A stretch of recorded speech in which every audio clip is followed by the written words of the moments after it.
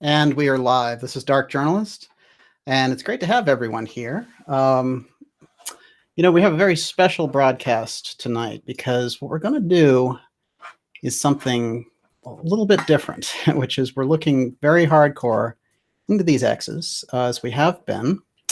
And one of the things that I want us to really focus in on tonight is I think we've found the trail of where the majority of the exotic technology has landed. And that's why this is going to be a very special broadcast and an important one.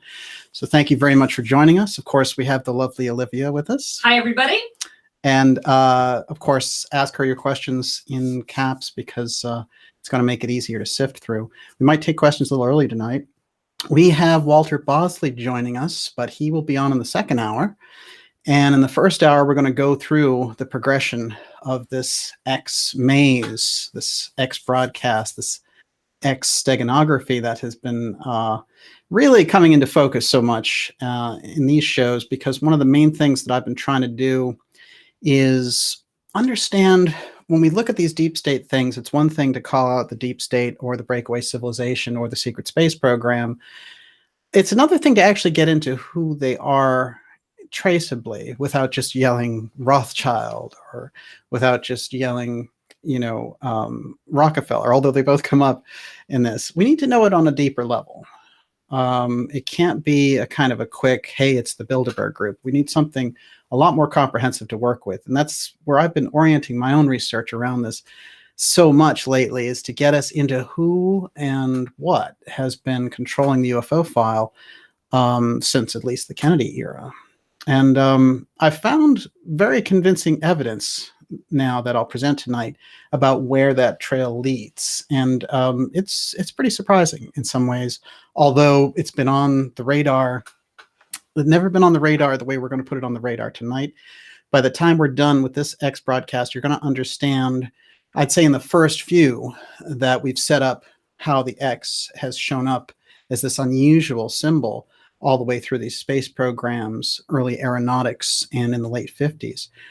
But what we're going to do tonight is even go deeper and figure out where it landed finally. And that's going to be quite significant. I'm going to do a lot of show and tell.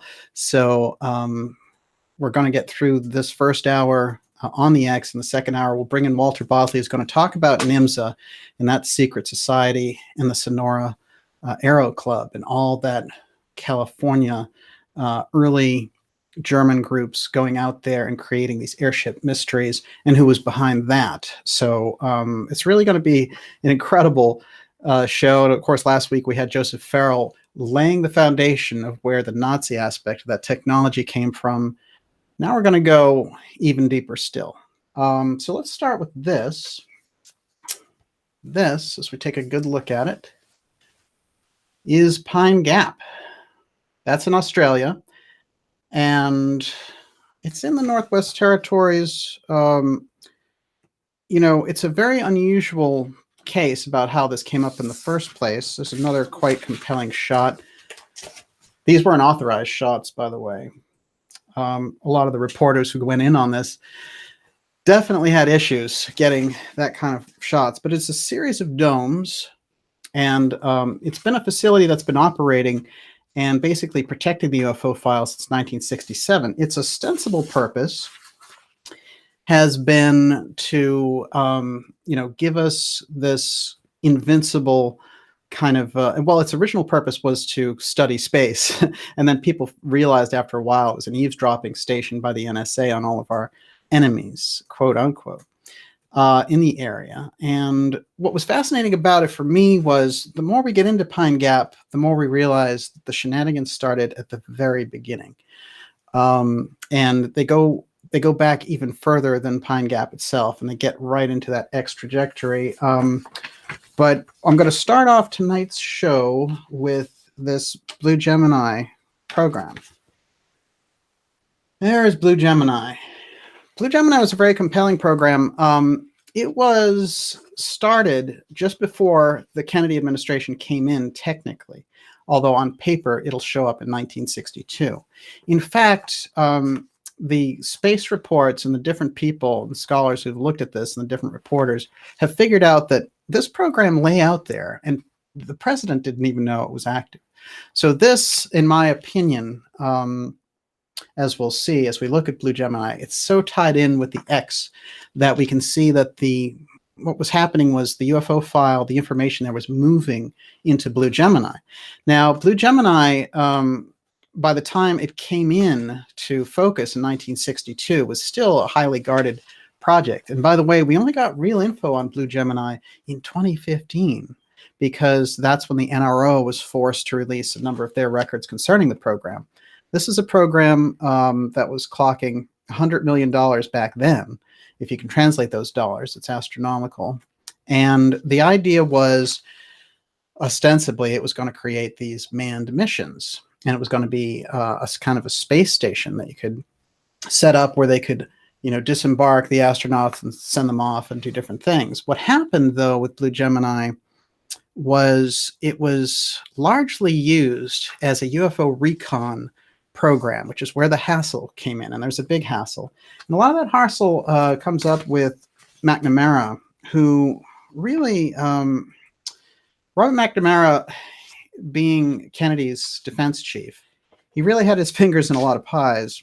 And one of the incredible things that he was trying to do, and that incredible process that JFK was trying to do, was walk between this incredible Nazi, post-war Nazi group in the space program and around aerospace and the types of control that they were taking, versus the military, which he also had issues with. And he was trying to balance the power out. Now, what happened was one of the early versions of Blue Gemini got scrapped, and that was called MISS. And Eisenhower scrapped it and said, you know what, all that stuff is going into a civilian agency. We're going to call it NASA, because Sputnik and all these different things were happening. There's a terrific documentary called Sputnik on Netflix, which really gives you a little bit of that background.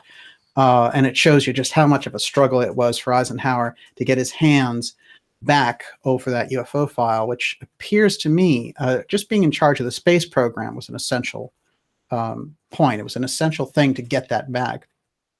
Now, Eisenhower basically goes into a situation where he says, well, this all needs to be civilian control. So we're going to go with the NASA aspect. And so the military is upset, but what also is upset is this wing over here of this CIA post-war Nazi group that included people like von Braun, for example. So we're really in quite a situation as we get into it. And I think that Eisenhower putting that power into NASA and succeeding against all odds made it incumbent upon those groups like the CIA and the post-war fascist influence to try to get their fingers on NASA, which is really strange, because what you can see McNamara doing with Blue Gemini is actually favoring the military over NASA, which is very odd. And, so everybody's game is kind of exposed at that point. But Blue Gemini stands out because what's essentially happening is they're trying to create a UFO recon program and make it sort of half black program and half on the books program. They're trying to get funding for it out in the open also. And they're trying to obtain control over NASA reports and all the rest of it. And so at a certain point, Kennedy discovers, and the game is over, basically. And Blue Gemini becomes defunded, and McNamara comes in and says, we're not going to go forward with this. We're going to give all of Blue Gemini to the military, which is an amazing thing for the Kennedy administration to do, because Kennedy was all about making sure the military didn't go too far.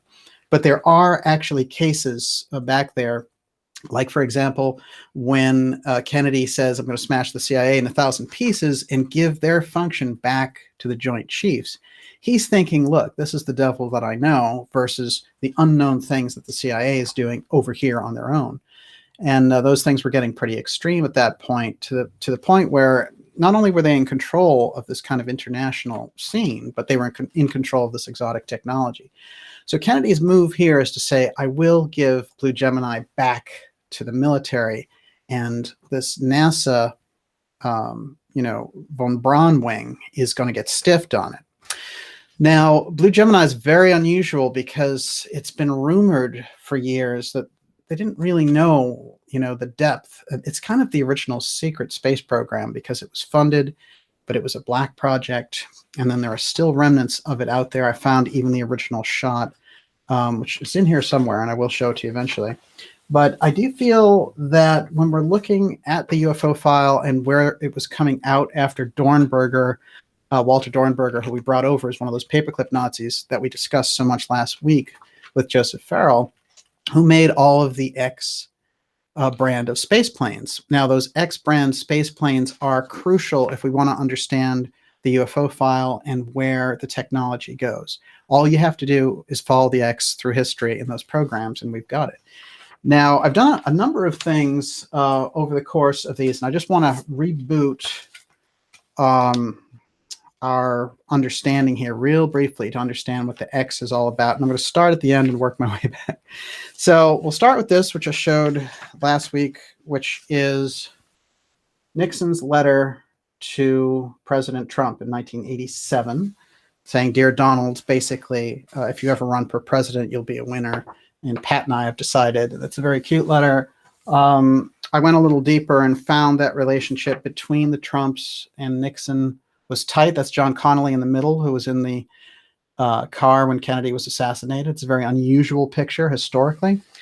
But what I found out, and what I think is going to really make this interesting, is there's now an article on the record saying that people in the White House know that letter so well because Trump keeps it right on his Oval Office desk, showing you the significance he placed on Nixon. And, if you've all been following my reporting on the Robert Merritt story and Nixon's time capsule, then you're getting a real feel here for the linkages and the things that are going on. In short, Merritt was someone who had worked for Nixon in the Houston plan and was a real undercover operative at the time. There's a great trail for him in history.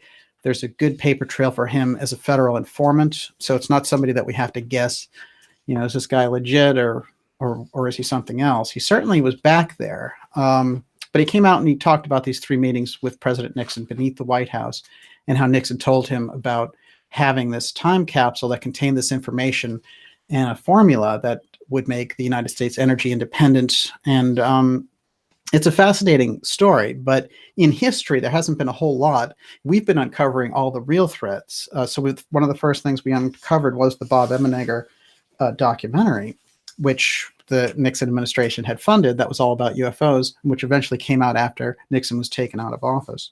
So there's a Planet X aspect to that time capsule and the message that Nixon left behind. So there's Nixon's X, and we found this one, which is LBJ's X. Let's take a quick look at this. And that is an X letter that says not to be opened till 2023, 50 years after the death of LBJ. And the X envelope was given to Harry Middleton, who's the director of the LBJ Library. Interestingly enough, in 1994, 2 pages from this letter came out.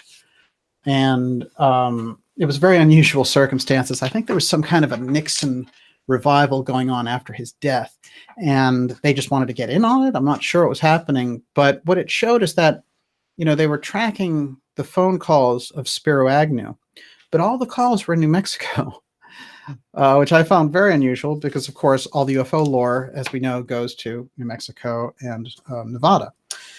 So a quick thing here on the stealth archives. Stealth archives are things that we've been finding that show the truth about the UFO file and show us where that energy has been kept and where those programs have been inculcated. And one of the interesting things that I found in this stealth archive is that Robert McNamara, the defense secretary under Kennedy, may be the first person, and LBJ, the one who got us into Vietnam, or at least he took LBJ's orders into Vietnam. Interestingly enough, he may be the first person on the record in a recently declassified NRO document to actually state that there's a secret space program, which I found remarkable, and I will share that with you. First, let's take a quick look at this. This is now Robert McNamara, and he's giving his reasons why he doesn't like the funny business going on around X-20, which is one of these space planes. They called it Dinosaur, Dynasor. And this is the program that came up right after the Blue Gemini and was a major competitor with it. Quote, now this is McNamara, the X-20 Dinosaur was not contemplated as a weapon system or even as a prototype of a weapon system. It was a narrowly defined program limited primarily to developing the techniques of controlled reentry at a time when the broader question of do we need to operate in near-Earth orbit has not yet been answered. I don't think we should start to lay out $1 billion program until we lay down very clearly what we will do with the product. What he's saying is, let's not build a space weapon here. This thing is for exploration of outer space. What are you doing, basically? And then the follow-up on this, and this comes from a very interesting book called U.S. Hypersonic Research and Development, The Rise and Fall of Dinosaur. And this period is where, in getting into the space aspect, they have three things to consider. One, they have the Soviet Union as a major competitor, but also they don't want to trigger a nuclear war, especially under Kennedy. We've seen over and over again, a lot of these things are happening right around the Cuban Missile Crisis, and they're being very careful with their space maneuvers. They don't want to provoke anybody. On the other hand, this other group around the military and the CIA wing that has von Braun infiltrating NASA, they don't mind provoking the Soviet Union. They seem to enjoy it, and they want to show their superiority and flex their nuclear weapons at any point. So it's quite a dance that's going on here. At the same time, they're trying to integrate this UFO technology and get their hands back on it. And they can see in these projects that the von Braun and people are working on that some of these factors are coming into play. So they're trying to get a handle on it, McNamara and Kennedy. Now, what the book says after that quote by McNamara is this: contrary to McNamara's statement, Air Force leaders had specifically defined Dinosaur's role as a weapon system. So on the Air Force side, they defined it already as a weapon system. Just like Blue Gemini, it was supposed to be this program for space exploration. It's being turned to another purpose because the whole thrust behind many of these groups is to get into space weaponry. And that is something that we're seeing happening now. And it was a big push in the 1980s also. The weaponization of space is the crux of so much of this, as we'll see as we go along. The privatization of space is going to lend itself also to this. So I'm just going to read this. Contrary to McNamara's statement, Air Force leaders had specifically defined Dinosaur's role as a weapon system and had long been charting its potential for routine access to space within the context of aerospace doctrine. It was a strategic deterrent by performing nuclear bombardment, interception, and logistics. They were planning on a nuclear war, the guys in the military, and they were thinking, hey, we'll use this. This is fantastic. Now, a minute ago, I referenced that Trump had, with Nixon, kept that letter telling him to run for president in 1987. Subsequently, Nixon and Trump got very close. So here we have in this USA Today article, the quote here: Trump now keeps the brief letter on the table behind his desk at the Oval Office. So, here we have in print, fundamentally, that Nixon-Trump connection is very important. So just keep that in mind as we go along. We have a lot of great stuff to cover. I do feel that when we look at Blue Gemini, if we have to kind of look through the eyes of everyone who's going to be after this stuff, and so all of the secrecy and all the different things that they're doing, basically they fail with Blue Gemini because they cannot bring out that kind of von Braun deep state version of the space program. With Blue Gemini, they fail because the Kennedy administration steps in. Kennedy administration steps in June of '63, right around the time he gives the American University speech about, we have to change our attitude towards the Russians and things like that. And then 6 months later, he'll be assassinated. Now, what we have to keep in mind is, where do things go? What happens?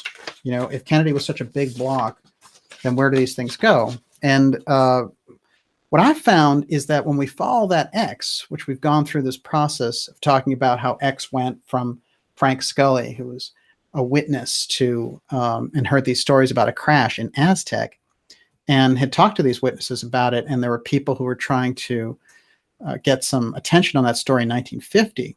And he's the character that, they have this whole thing where they make the X-Files in the FBI because of Frank Scully. And the guy who's running the X-Files is Guy Bannister, who eventually shows up in New Orleans running Lee Harvey Oswald as a communist operation.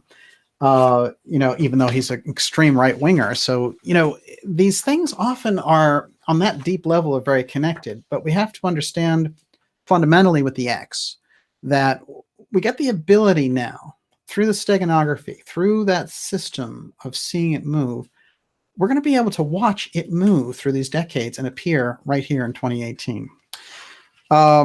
Okay, a few things about Pine Gap. Its actual name is very unusual. And I'm going to get into that because Pine Gap, when they introduced it, is, in my opinion, it's because of the failure of the Blue Gemini and what they couldn't integrate this whole program then. They had these problems. So Pine Gap is in Australia. It's in kind of a very remote part of Australia. And they decide we can start to do this UFO re-engineering stuff here because you needed a place beyond Area 51 because you needed to test this in other terrains and all the rest of it. And also it was easy for people to infiltrate just one area. So that's one of the reasons Pine Gap becomes so important. And in fact, it becomes the subject of all of these different reports by people like Glenn Greenwald and Snowden, letting out that NSA had a whole program around Pine Gap. And it's the name of the program, we'll find out, had an X in it. So Pine Gap certainly is where they decided they were going to do this, but they came across resistance almost immediately by the prime minister there. And he was saying, well, we're in this situation. We really, don't want a military base here. And they're saying, no, it's not a military base. It's all going to be hunky-dory. And you're going to get great rewards from it. Well, apparently things didn't go so well because, as it turned out, he was presumed drowned at sea and was never seen again, not even the body. Now, interestingly enough, there are people who've come out and said that in Australia that they were part of the team that participated in dumping his body at sea and all the rest of it.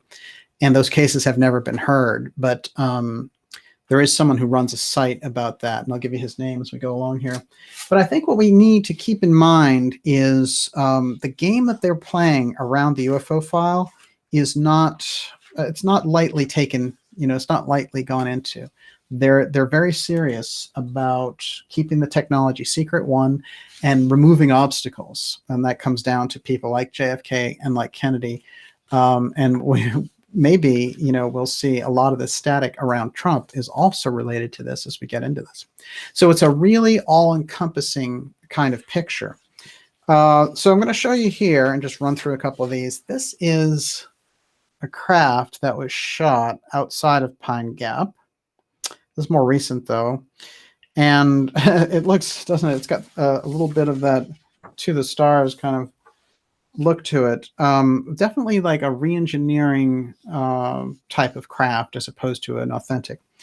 The amount of sightings by Pine Gap go absolutely through the roof after we have the facility set up. And very often people report seeing craft, they report seeing blue beams, so much so that the nearby town of Wycliffe, which is near Alice Springs, which is close by to Pine Gap in Australia, they start having these like theme parks and things that remind you of the like little alien inn in Area 51 and Extraterrestrial Highway and stuff, because it's just something that's so common there now. They're seeing these craft all over the place. And this is another piece of that. Take a good look at this. I mean, these are people who are living with that. That's in Australia. That's not even Area 51. So these people know something is up. Now, Pine Gap becomes the focal point, not of UFO protesters, or researchers, but of people protesting the policies of the United States coming in and using Australia as a puppet to eavesdrop on all these other countries. And Australia, in fact, starts adopting some pretty hardcore rules regarding handguns, vaccines, and all the rest of it. They've become, you know, a really largely dominated entity by the United States. But Pine Gap basically represents the sine qua non, the really top of the line and the research around the X factor as we go in here. The UFO file arrives at Pine Gap in the 70s and all the way up to the present. And we're gonna come into more along this line. So let's take a little more of a look at Pine Gap.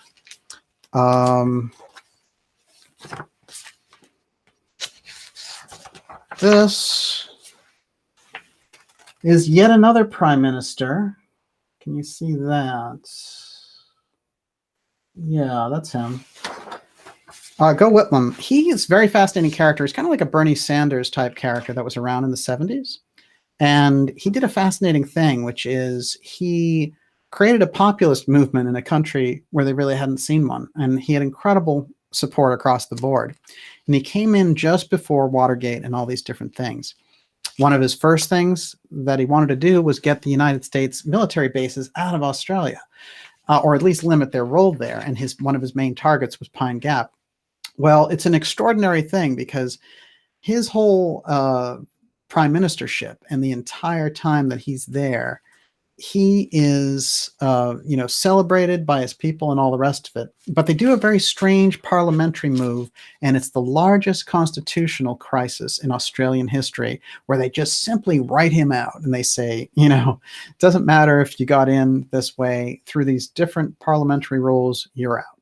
And so it becomes, you know, this really dark cloud. Watergate happens in 74, and they throw out this Australian prime minister in 75. Both may be related to Pine Gap, as it turns out. That's one thing I want to show you. This other Australian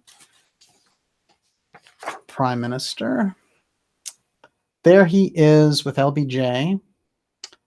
And a year later, he's the one who disappears. And because he was the early version, he's the guy in 67 who said, I don't want to do this. And he disappears to such a point that his body isn't even found, as I pointed out. Now, this picture is a hole in a mountain. It looks a lot like Area 51 style. That's Pine Gap. And there's a lot of these. And basically what we've seen is that the terrain there was really perfect for this. As a matter of fact, it was better than Area 51 for a lot of reasons. And certainly by the time the 1990s hit and Area 51 became everybody's favorite punchline, oddly enough, the whole kind of focus around Pine Gap never rose to that level, when in fact, I think it's a much more operated base in terms of the UFO file. So let's go a little bit further. There are a number of stories about UFO development in Pine Gap. I can't go through all of them, but I want to grab at one here. Okay, so one of them coming from this Techno Realities blog, quite good, actually. So basically, in the 70s, there was a newspaper that made a report. It's called The Nation in Australia, and I have a photo of it here. But the newspaper basically said, you know what? As it turns out, Nixon is behind Pine Gap, and that they've been doing secret work for him this whole time. Now, what's fascinating about this, it's fascinating for a couple of reasons, actually. But Nixon, as we know, had been doing the Emma Neger documentary. He had been preparing for UFO disclosure as early as 1971. Now, he had, in the 50s, as we went back through, if you go back through a few of our programs, you will find Nixon is in charge of the CIA Blue Book project, which was the more advanced version of Project Blue Book. And Project Blue Book, the one that we got, was basically the joke version. And it didn't, you know, it did not live up at all. It was the one where they were like, ooh, you know, the planet Venus was out there, or maybe there was something, but we couldn't quite tell what it was. CIA Blue Book, they were actually dealing with entities, and they were dealing with recovered craft and things like that. It was the advanced level. And so Nixon was there, according to several whistleblowers now on the record over time. And as we can see, it makes sense as we get along in this picture. But by the time we're getting into the early 70s, this article, which I find very interesting, I'm just trying to get a good shot of it. This is a little fuzzy on it. And I'm going to try to get my hands on the actual newspaper. I've got the front of it here. Bear with me a second. But this is absolutely crucial because we're going to find as we go along here that Nixon and Pine Gap were deeply related. And that is a closer look at the writer there, William H. Martin. So a lot of interesting things around this too, because there was a researcher back in the 70s who wrote a book called Cosmic Conspiracy. It's Stan Deyo. He's still around now, but he's often associated with the kind of almost like born-again aspects, religious aspects around these things. But he did good research back there, and he talks all about this story and how it was out. And basically what the article says is that Nixon, and this is in 73 now, and it says in Nixon in 1975 is going to announce this free energy initiative that he got from working on these propulsion projects at Pine Gap. This is someone in the know getting the information out. As it turns out, they had a hard time tracking down this writer, Deyo, in the 70s, writing Cosmic Conspiracy and trying to track down this guy. And when he looked at the name William H. Martin, it turns out it was an early aviation person. So the guy was using a name, you know, as if I was writing under like Nikola Tesla or something like that. And so it gets very deep, which is one of the reasons why we have Walter Bosley on tonight, because going back into that earlier airship period, we're tracking the X once again. So the name of the article was Pine Gap Does Sci-Fi Research for Tricky Dick, and it outlines how Nixon has been having Pine Gap do these experiments to try to get at this free energy, and how they're going to announce it in 1975. Now let's keep in mind Nixon funding the UFO documentary, and of course Merritt's unusual story about the time capsule and the formula. We're getting the idea that Nixon was the one who wanted to make himself the disclosure president, and the bicentennial was going to be the perfect excuse to do it, although he had run 2 terms. Making the United States energy independent in that energy crisis was going to give him a 3rd term. Okay, so we're back to the X, and I'm going to show you how. Let's not forget the X. That's also the Dark Journalist logo, interestingly enough, but that's a coincidence. But it is interesting when we get into X, and I like these programs because when we can explore something on 3 levels, we get a much better picture of what's happening. So if we can go on this kind of symbolic journey, if we can go on a nuts and bolts journey, and if we can go on a political journey, then I think we're operating with full focus. So the Pine Gap logo, see if I can get this one clear because it's kind of a small shot. It's basically a big X around the world.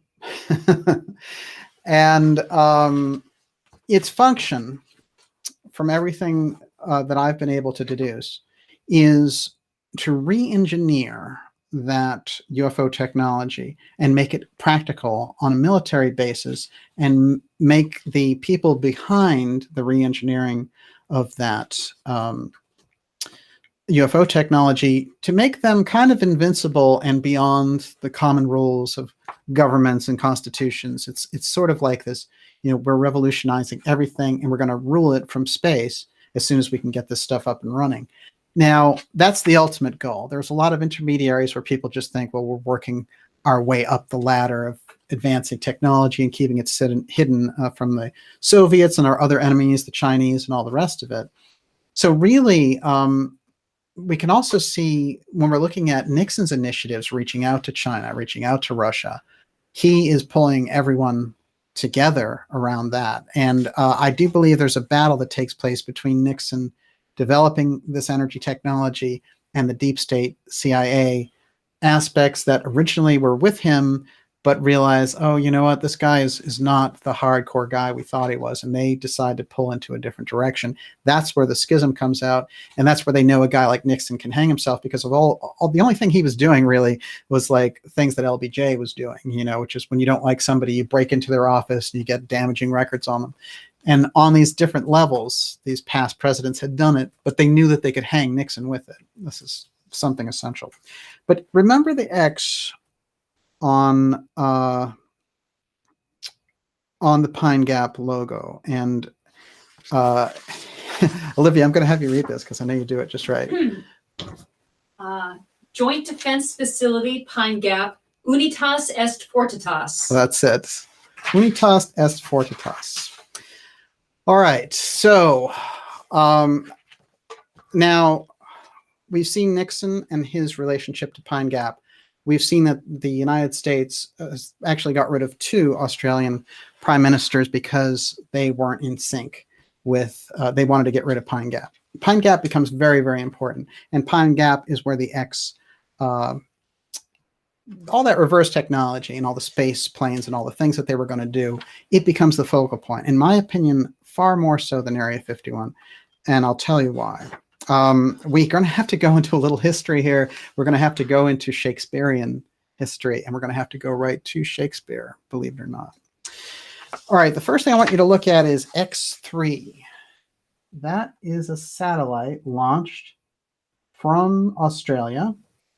By the way, which we lost contact with almost immediately, but once in a while still sends us signals, and it will for another 100 years. Very much like Eisenhower's time capsule from 1953, which was called Project X. X3 was launched in Australia in 71. Now, Australia, we have to remember this. Australia is the 3rd country to launch satellites. The United States, Russia. Australia being number 3, it's pretty advanced. We were really plugging them in at the time and giving them this technology. They're really an arm of the US government. We have to view Australia that way. Not very independent, and when they showed independence, we can see what happened to the leadership. So we really needed that strategic position. Now, I do understand that a Cold War was on, so there are good, solid reasons for some of this that go to the heart of foreign policy, but there's a much deeper reason. That's the one that they tell the kind of mid-level managers and military people and political officials about, but the real hardcore reason goes a lot deeper, and it's oriented right around this very small group handling this X technology, the UFO file, all the way through. So they call it Prospero. The Prospero satellite X3 was launched out there. It had an immediate problem. They lost contact with it. Very unusual situation. But Prospero being launched out of Australia and the Prospero base started to get me to think. I knew there was a base called Prospero in Australia. It turns out that Prospero is the base that gives all the support, military direct support to Pine Gap, because Pine Gap is not run direct by military. It's run by CIA and NSA people. Now, that's on the record, and it's a fact. And when it came out, it was quite a shock, not only to the UK, but you know, in the US, they were like, oh, we didn't know this was the case. But a lot of the whistleblowers and stuff that came out of there, again, they try to give them an incredibly hard time. So we're looking at a whole dynamic coming out of Australia, which is where somebody decided this is the core where we're going to place this information. And we're going to make the development and the redevelopment of the UFO technology dead center bullseye, that X, draw it right over Australia. Now, Prospero, interestingly enough, being the name of the satellite that they launched, X3 Prospero. But if we go into Prospero, in Shakespeare, we find something very, very unusual. A line from The Tempest, where Prospero is this fictional character, and he has this daughter, Miranda, and they strand them on this island, and everything around the Tempest. It's a fascinating play, and he's a sorcerer. That's something we also need to keep in mind here. But see if this gives us some idea of where the name Pine Gap comes from. Quote, Prospero states, "It was mine art when I arrived and heard thee that made thee gape. The pine and let thee out. We've got Gape and Pine right there in the Tempest, and Prospero, which is the name of the military base that services Pine Gap, and they launched the Prospero satellite. So now we're starting to think, they're doing a naming system here on the military bases. They're doing a naming system. You know, we already are following this X, and now we've got this Shakespeare wing. What is going on? What are they doing with this?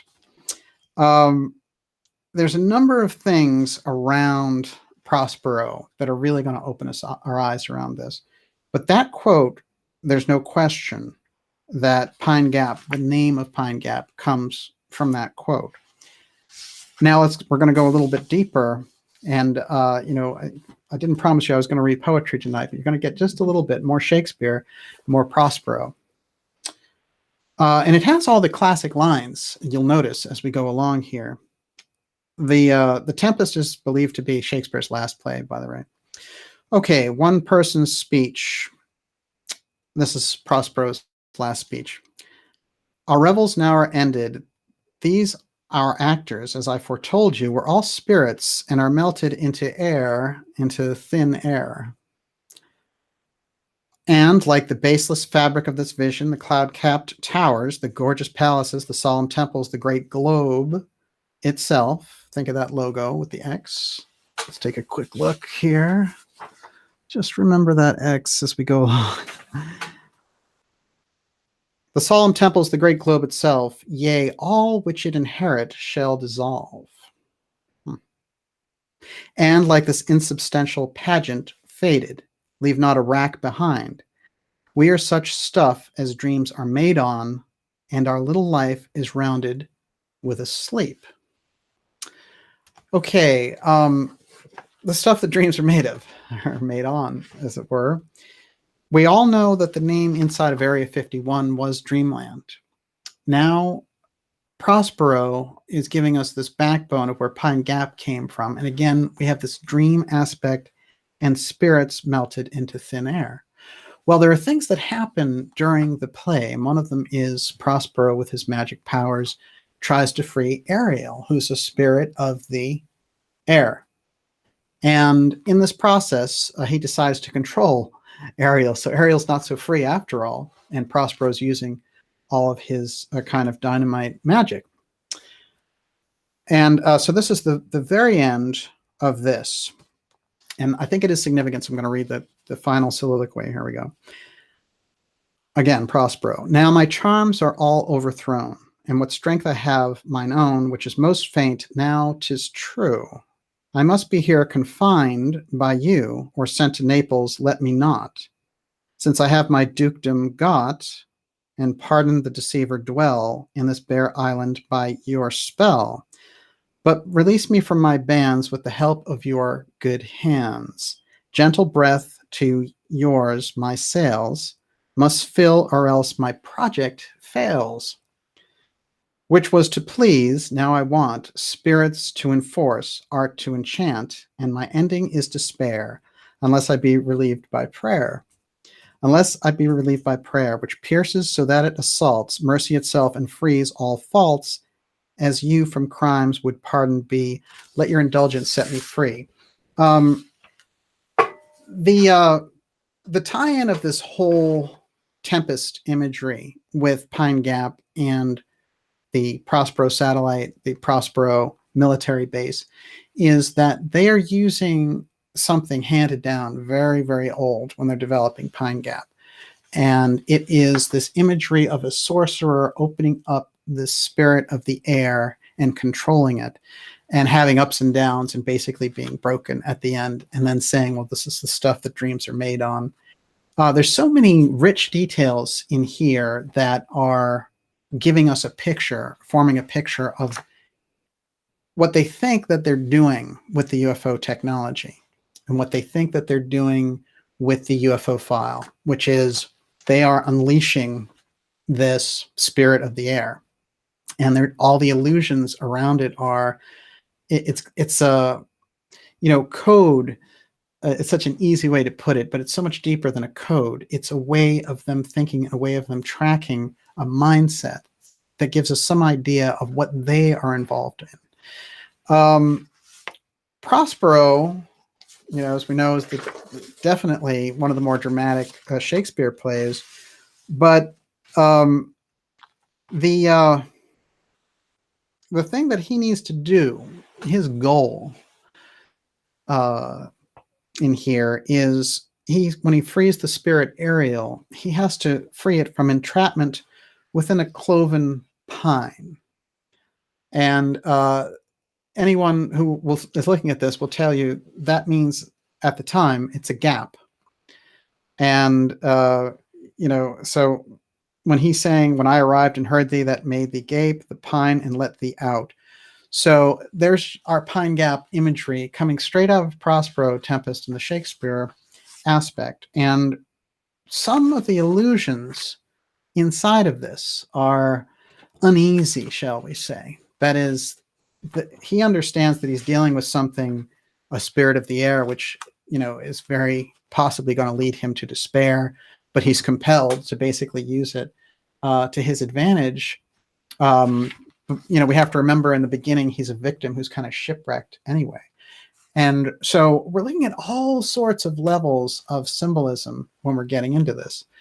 And now when we start to arrive at the fact that Pine Gap is the kind of hardcore center X of where the UFO file went, and we're starting to see that they're using this Shakespearean imagery of spirits of the air, we have to understand the messaging that's going on, because, it's so easy, I think, for us just to say, well, there are cover-ups and there are different aspects that are, crimes that these groups commit by hiding the truth. But what is it that, if we can see through them and see through the things that they're doing to what they're dealing with, we're going to get a better idea and learn and understand how we're going to be able to come forward. So when we look at a group like the people who are running Pine Gap, we're looking at the same group who are big players on the continuity of government movement. Continuity of government players are the same people, just like at Pine Gap, they're setting up holes in mountains, they're setting up entire underground structures. What is it all about? Is it simply to survive a nuclear war? Is something much different going on?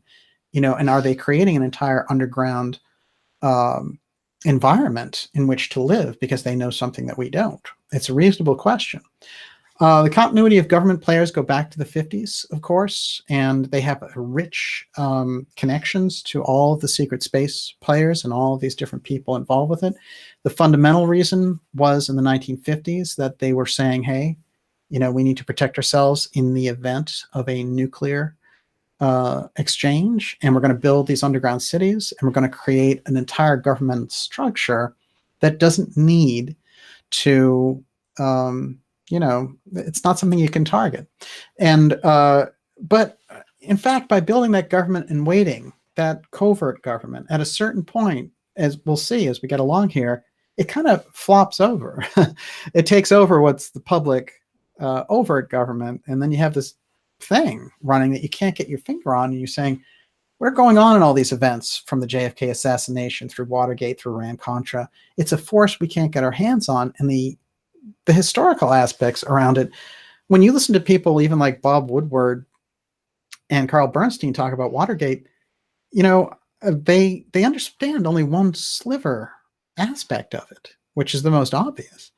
And it's such a deep picture that we have to go to people and the work like Peter Dale Scott, for example, who coined the term the deep state. It gives us the ability to see things as they really are, because the way that things are played out, we just say it as like, oh, it's this power play, this group against that one. It's this rich group against these other people. Oh, gee, politicians and rich people are so bad, and that's it. That's where they want our thinking to stop. But what's happening is there's a very small group that is controlling a very large technological advance. And it represents advances in science. It represents advances in technology. So we're really kind of moving into something where we're getting a good snapshot of who they are. And the X steganography that's been used, and I've traced it through Walter Dornberger's work with Werner von Braun, coming into the 50s, coming into really even the Planet X research. You can go further back with it, and we will when Walter Bosley is here. But one thing I want us to keep in mind is that X through history is one of the keys. It's one of the tools that's going to help us to understand who the small group is that's organizing these things and what they're after. What is it they're moving toward? You know, when we hear so many things about transhumanism, when we're working on, issues that relate to digital currency, when we're looking at the kind of centralization of force, what is it all about, really? What are they moving toward? And now space is a big aspect of that. Now those same people that created all of these untouchable rules that we can't get at regarding the continuity of government, because it's such national security, we couldn't understand, oh, you're building underground bases with black budget money? That's where that 21 trillion went missing from the budget.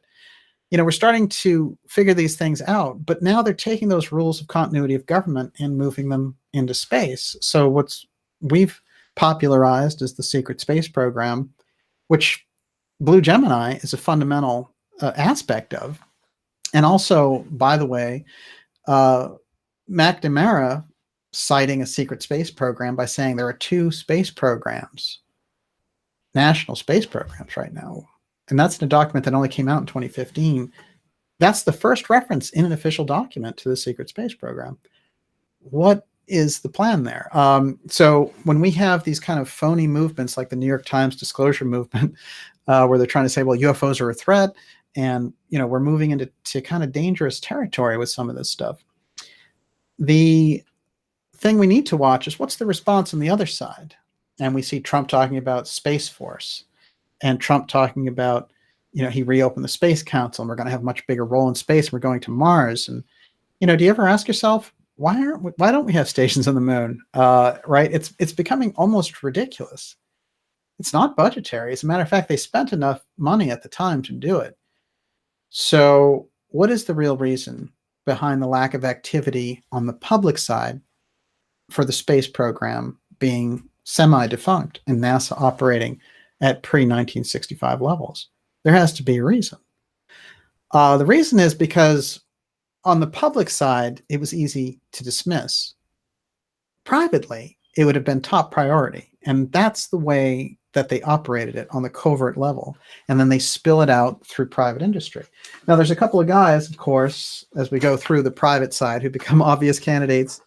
And I'm going to see if I can find the first one, Elon Musk. And, a lot of people send me things about Elon Musk, and I really do appreciate all the things that people send, because it definitely helps make my own work more complete with the things that you send in. And so many of you are so well informed that, it gives me great enthusiasm to work with you, because this is kind of like, as opposed to just me giving you reporting, you're really providing a kind of interactive situation where I'm learning a great deal from you as well. So I appreciate that. Before I go into the next segment, Olivia, how are we doing over there? Great. Okay. How's everybody on the moderating boards? I should look at these comments. It's a little iffy tonight. But the iffy. This is fascinating. Tonight. Oh, there's. Well, I have a general rule around trolls, which is it's really good, that if there are any trolls from 3-letter agencies using 4-letter words, we have a 5-star spam general. So don't forget it. How are we doing on questions? Has anyone asked anything that you want? Let's get into a couple before Walter gets here, and then we'll make his segment just about the NYMZA research. But let's do this. I'm going to ask the big question first. Jacob Dickinson, who is really the man behind the curtain? That's fascinating. Catherine Austin Fitts calls him Mr. Global. And there's no question that he represents a group. And they obviously are in possession of this advanced technology, but they've been in possession of a kind of a handed down role, let's say. And I think it goes through all these mystery schools.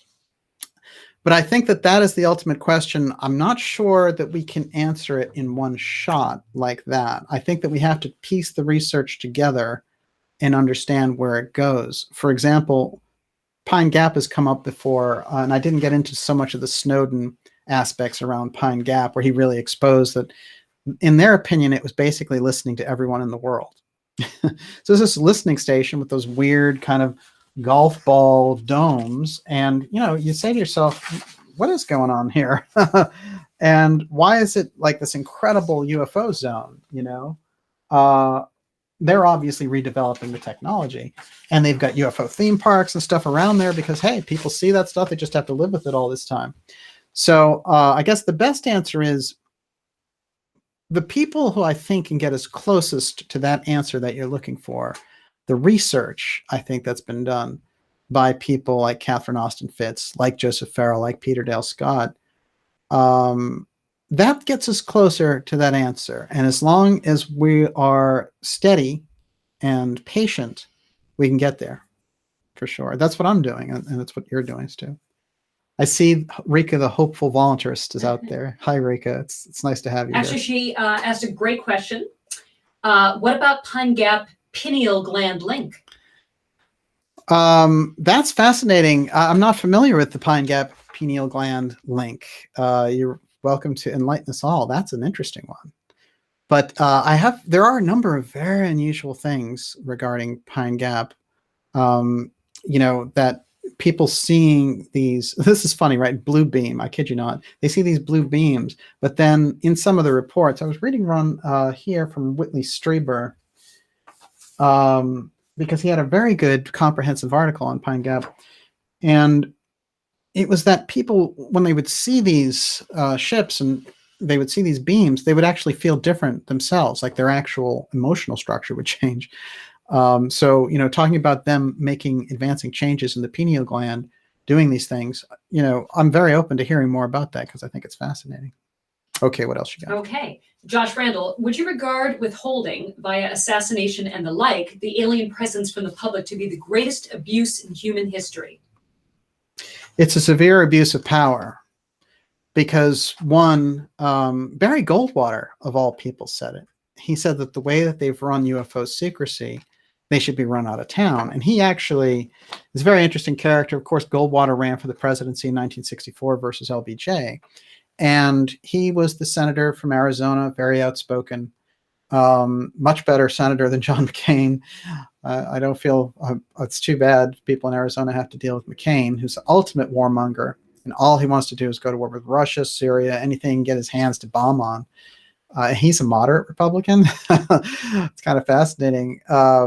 But Goldwater was always thought of as an extremist because in his speech during the 1964 Republican convention, he said, extremism in the defense of liberty is no vice. But he had a conversation that he put on the record, which was with Curtis LeMay, who was one of the Joint Chiefs, an absolute hardcore guy. He's the guy who was in charge of firebombing Japan. And he tried to second guess Kennedy into World War III more than once. But he said, what if you have in those rooms there locked away, at Wright-Patterson? And he said that LeMay exploded at him, and they had a very cordial relationship. And he said, don't ever ask me that again. So they're holding that secret. They're holding on to it for dear life. And I think that, when they looked at it, they could have said, we have certain aspects around national security. We need to hide this from the people and so on. Now we're in a totally different phase where the culture can certainly handle it. And the kind of advances, now it's just treason on their side, because what they're doing is they're keeping advanced technology, advanced science away from the rest of us. And it's to their financial benefit. And what they'll do is they'll dribble little things out and play little games like To the Stars Academy. And they try to milk the interest or the deep people by saying, hey, you're getting some little morsel over here, never mind, don't look for the big pie anymore. Here's a crumb. Yeah, I do. I'm right up there with you. I consider it a large-scale crime now. Okay. Ivasovic J. Does DJ think Pine Gap is the same base that CIA remote viewers like Lynn Buchanan identified in Australia? Yes. One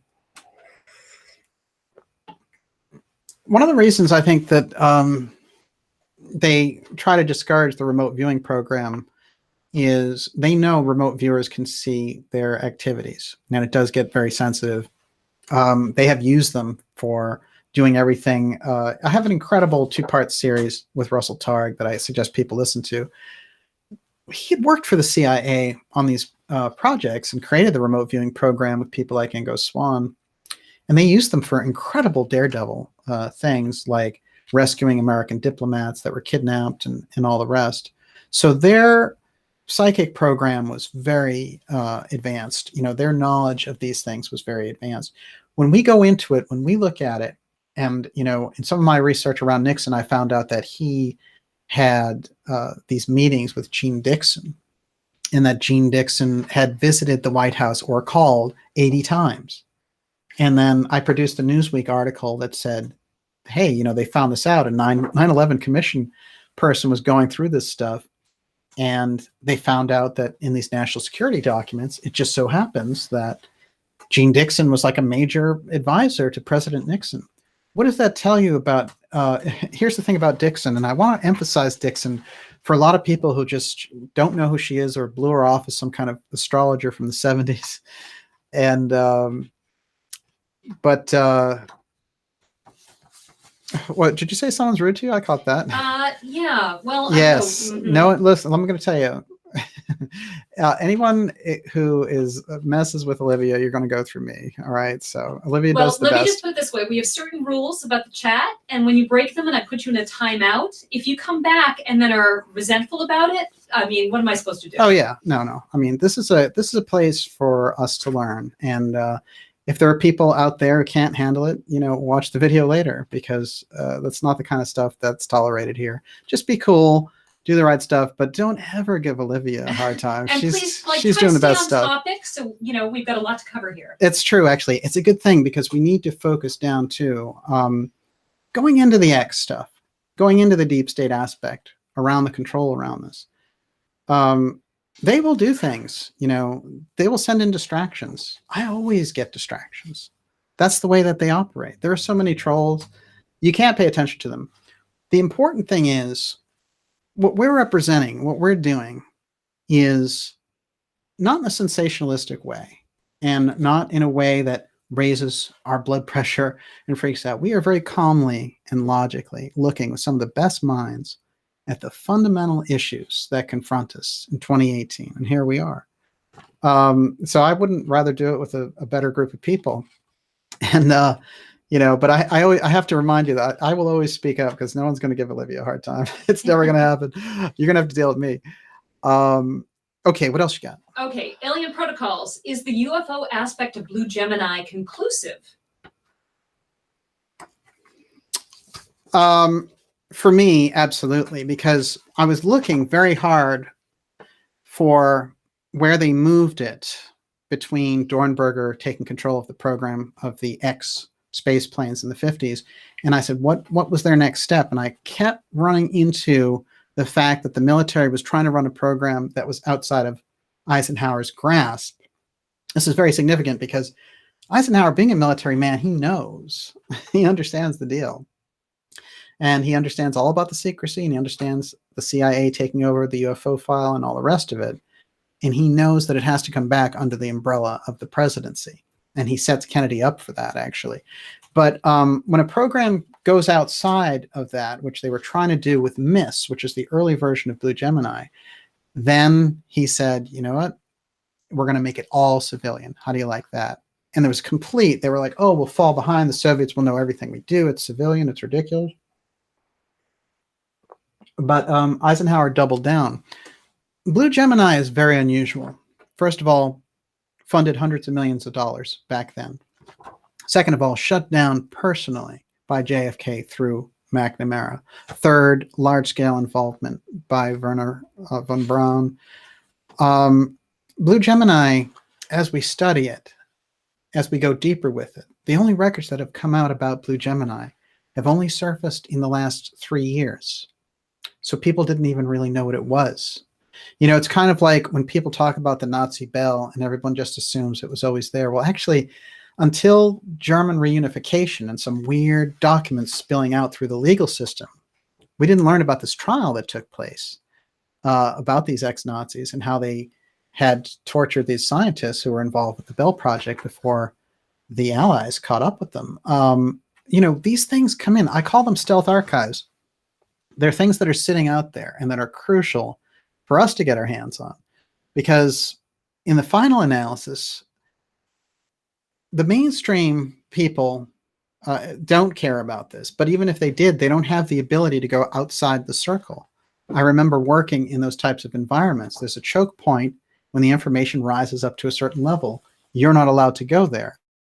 When your managing editor says no, you're out. And this is it. And that's the kind of frustrating situation I could never put up with in looking into going deeper with my own kind of journalism. When we look at these things, we have to understand something. We're going way outside the bounds of the mainstream and going outside of the bounds of the marketing aspects of the alternative. When people try to sell you this or sell you that, you know, there's a marketing crash coming, you know, galactic ambassadors, whatever it happens to be.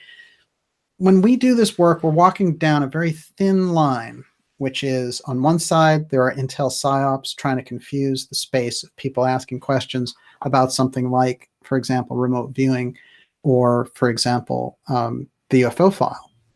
On the other side, there's the marketing aspect pushing its way in and trying to sell you something. And between the two, that's a squeeze. It's a big time squeeze.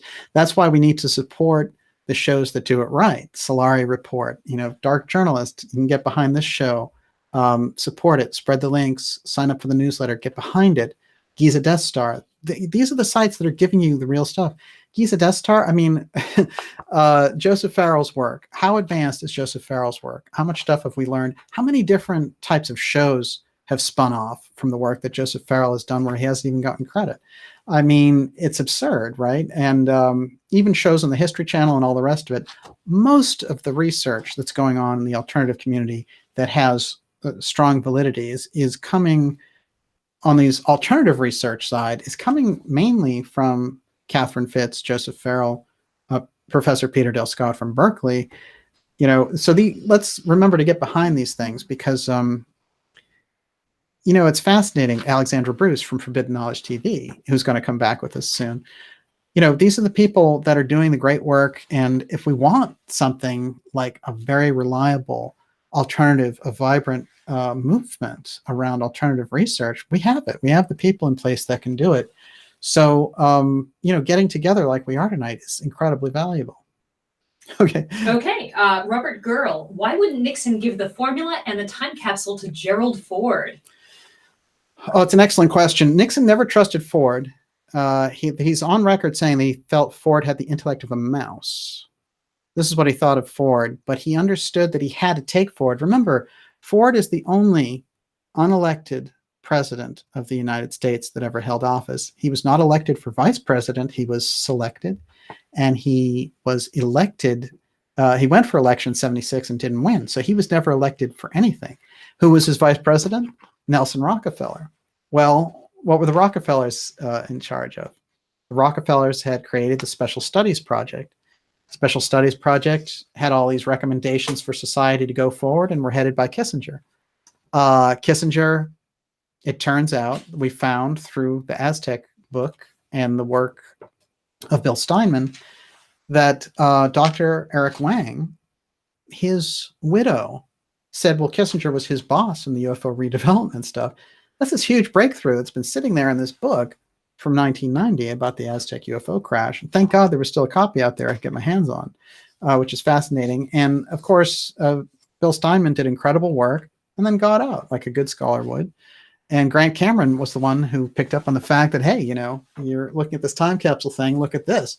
So this is, you know, these are the good people that we have out there. No, if anything, Nixon left the information with Kissinger for the time capsule, and he said, bring it out when you think it's right. And obviously, maybe not realizing that Kissinger was just going to be so in with that crowd that they would never challenge the paradigm of oil supremacy. And they still have it. Okay. Will Donald Trump be the disclosure president? Well, now, isn't that interesting? I think when you see the things and the really hardcore pieces of information we presented around Trump.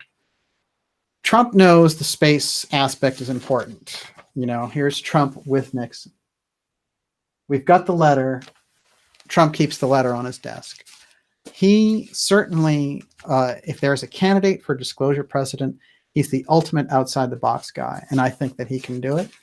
I am worried about, or concerned, I should say, about some of the moves that we're seeing in relation to, let's say John Bolton, for example, becoming the national security advisor. Bolton is well known for wanting to go to war. And, I would say in general, he kind of presents a disturbing picture. I don't think he's somebody that we should look to for leadership.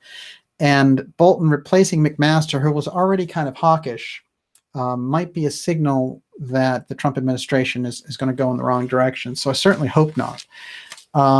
But there's no question that Trump right now has a fantastic opportunity from breaking through the CIA. Look, when you see the CIA trying to take down a president, like John Brennan comes out and says, "You're a vile demagogue, we will take you down." He's the former director of the CIA. He's the drone king. He's the guy who used to drone these parties of 160 people trying to get one guy. There were wedding parties.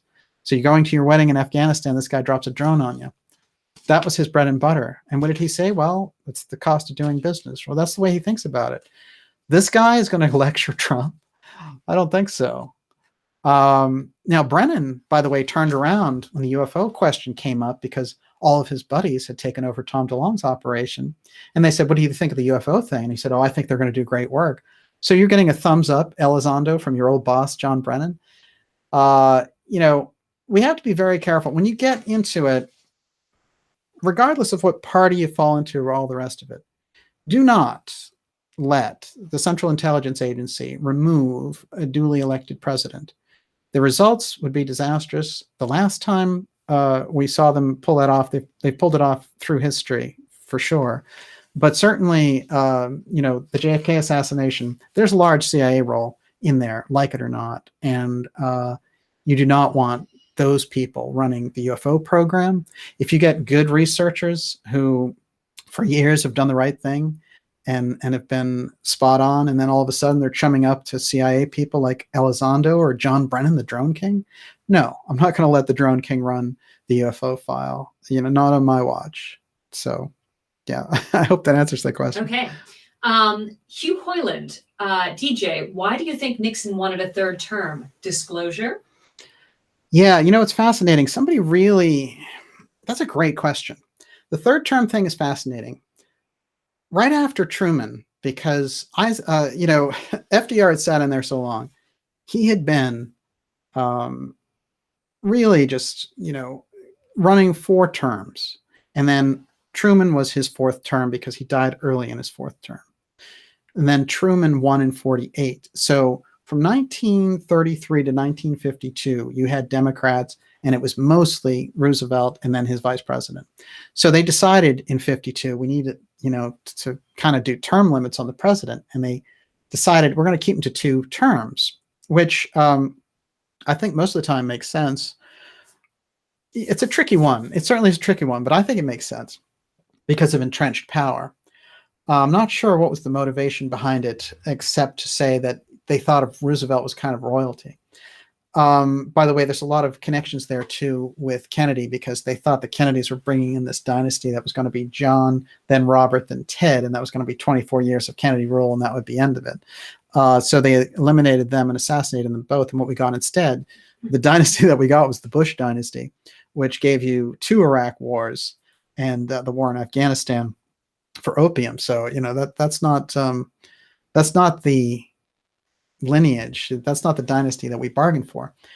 But the third term thing is fascinating because with Nixon, I think that he felt, with the information that he had, that this bringing forward the information around the UFO file with the energy formula in an energy-strapped United States, which we can't really imagine now because things have been good for so long. We can't imagine gas lines and all the rest of it. We can imagine financial crashes because we had one 10 years ago. But so I do feel like we're we're kind of, looking at a situation where he said the bicentennial will be my way in, and we can throw out the rule that says I can't run for a third term. And I think his plan, like the article said from 1975, was to come in and play it straight. So this is pretty fascinating. Go ahead. I hope that answered the question. Okay. Bruce Ross Morgan, extraterrestrial to human telepathy communication was considered a security risk inside the CIA. How does this factor in? Oh, there's no question about it. They had to figure out safeguards around how to do that, and they learned a lot by spying on the Russians who made all these discoveries behind the Iron Curtain. They were far more advanced than we are. I've also read things, for example, Rudolf Steiner, who founded anthroposophy, said that Russian people were naturally, oh, I see the Walter Bosley channel. No, Walter, if you're listening, you just use the link, you come in and you join with the link. So I don't see you here because you have to come in and join with the link. Okay, hopefully he understood it. Why don't you write that to him as well? Okay. Say, Walter, go ahead and join. But this is a very kind of important thing to keep in mind, which is the thing that Steiner was saying is that Russians naturally are more etheric, more inclined towards psychic activity. So they're so much more open to doing this kind of exploration, whether it's the exploration around UFOs. Can you imagine the secret space program and UFO program around that? Go ahead, tell me. Walter says he tried that, so somehow the link isn't working.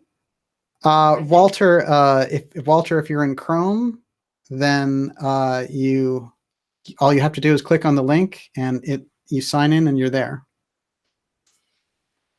Yes, yes. But yeah, we're only on the one link, so there's nothing else I can do there without dethroning the whole chat. This is fascinating, though, when we think about it, because we're coming into a situation where we may be looking at the fact that Russia is ahead on these things because they've been an open society in relation to it. So I am feeling like, you have to look at the different strengths of different cultures. And if theirs is that they're more psychically minded and they're more open-minded on that, then they have an advantage over us, which is something our culture needs to catch up on dramatically. Okay, so I see that Walter did say, keep an eye on Walter's chats there for me. Thank you, Olivia, because I do see him over there, and he will pop in here if he uses the link and signs in. It said something like he's in solitary confinement. Does that make any sense? No, I think that was a joke somebody made. We're trying to, well, just to update everybody, we're trying to get Walter Bosley linked in here. He's got the link from the show. By the way, you started saying something about Gene Dixon and never finished it, and that is back there. Yes. This is what's interesting about Gene Dixon. The Dixon-Nixon connection, right? Okay, we did go into the fact that she visited the White House or called 80 times. She was in the Newsweek article where they found out that Nixon was getting incredible foreign policy advice from Gene Dixon, and that she had gone through these different presidents over time. FDR, she had given advice to. LBJ. Kennedy, she tried to warn, actually. So there is this kind of situation there when we look at Dixon. But Dixon, I found out, and really hold on to your tie on this one. Dixon was friends, very close friends, with Philip Corso. Philip Corso, who wrote The Day After Roswell, who let us understand that the X-15 that Walter Dornberger had developed was there to chase UFOs and do recon on them. And the one who came forward and said, yes, I was in charge of that program of redevelopment. So, we did it for 40 years. And we got all these different things like the microchip out of it. That Philip Corso. So now Dixon, Corso, who had done all the Foreign Technology Office work, moving the UFO file around. Gene Dixon, who, by the way, predicted large-scale interaction with these beings, promoted the idea that the ET presence was benevolent. Dixon, Nixon, and Corso. Let's put that together in our mind for a moment, and then go to the article that I showed you earlier about this incredible advance that was going to happen, which was they were basically going to, in 1975, announce we have this energy formula. And, you know, I guess you can say it's an even bet. Were they going to disclose the UFO aspect? Well, they were pushing a UFO documentary. It sure as heck looks like it. So it is a fascinating field of vision. When we look at it like this, we get a much clearer vision of what's going on there. And, you know, the regular kind of locking us into the traditional battles around Republicans and Democrats and who's hip and who's not, and you know, the kind of transhumanist thing about argue over gender bathrooms or whatever. You know, it's very important for us to take the initiative back and to come into real serious research like what we're doing and finding out where these things go. You know, why is Pine Gap being named after a Shakespeare play? What is the linkage from these mystery schools through this X steganography into the UFO file, into the incredible secrecy that makes us see it today? Walter Bosley, I see you. There you are, sir. Unbelievable. You made it. I can't hear you, though. You can't? Sound. Let me see. Not yet, sir. The microphone should be I on. wonder why. We sometimes have these I know it's hard moments, well, but we are happy to see Walter there. You can just mime your whole performance. That's all. I wonder what's going on with that. You know, try unplugging the mic, see if we can hear you, and then try plugging it back in. Isn't that? They can hear him on the chat. Is your volume down or something that you can't hear him? You're kidding. They can hear him? Yeah. Oh, this is very unique. Huh. Well, everybody can hear him. Loud and clear. This is interesting.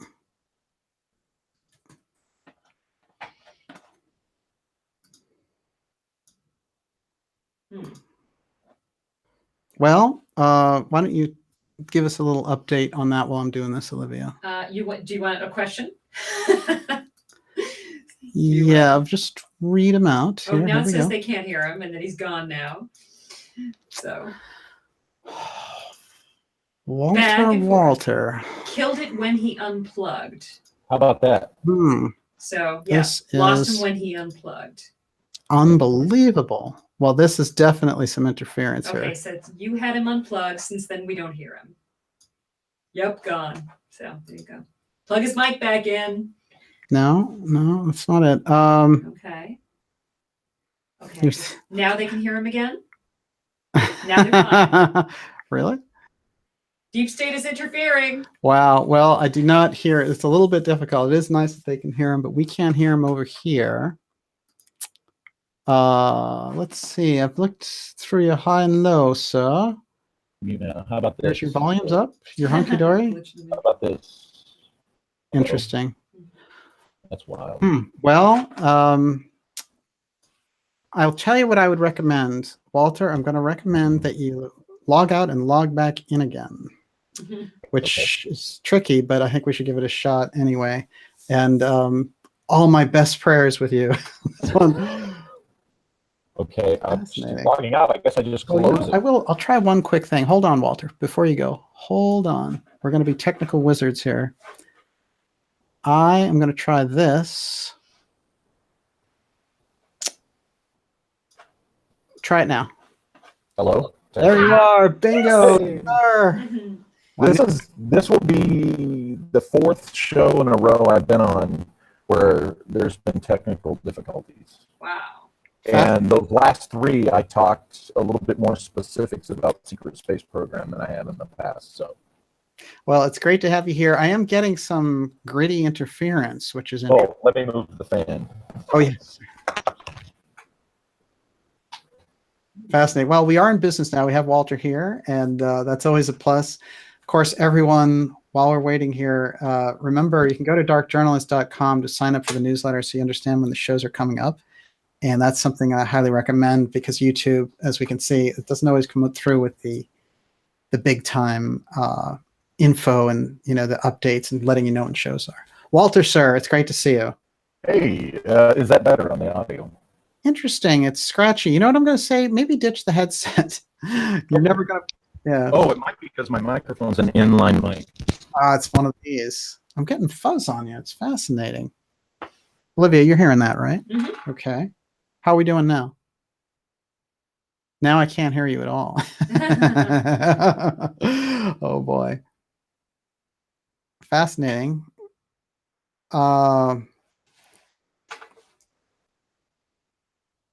This is so interesting. Go ahead. Peachy Awakens says, I noticed lately that, quote, technical difficulties, unquote, have happened only on channels speaking the truth. Well, listen, this is the nature of the ball game. So Walter, so your headset's plugged back in now? You're right. Yeah. Right. Okay, we're having some problems here. Yeah, what was happening, I'll just give you a quick update, Walter, which was even though I could hear you finally, it was coming through with like this gritty static was with you, which is very odd. And that doesn't usually come through when I'm listening to you. No, I can't hear you at all now. So now you're just gone. I thought if you unplugged the can you check your output in your system preferences on the computer and see, why don't you set it to not the headset, just the mic itself right off the thing. We'll try that. Better than nothing. Olivia, how are you doing over there? Good. Let me know if you want to. Yeah, why don't we do Okay, that? well, I know you're going to love this question. Okay. Edgar Casey apparently said that Russia would be the great hope of the future or something like that. There's no question. Actually, what he said was that Russia was going to be the hope of the world. And he was not referring to the communism or the Bolshevism aspect, and he was clear about that, and he said it would take a generation. He also said that China would someday be the cradle of Christianity. When you're looking with that kind of vision, you have to wonder, though, the hope of the world sounds like something that would be, let's say, maybe somebody being the hope of the world, a cure for a worldwide virus. One of the most fascinating things that came up when we started doing the X research was that people were sending me something and saying, hey, yesterday you did this X broadcast, and today there's this stuff all about this thing called Disease X that, they finally discovered this thing all of a sudden, Disease X. And I was thinking to myself immediately, wow, what you're going to need is an incredible antidote for that. So when I go into that Casey, Russia is the hope of the world, I think it is remarkable that there's something that's going to start in Russia. Is it a spiritual movement? Is it a movement that has to do with,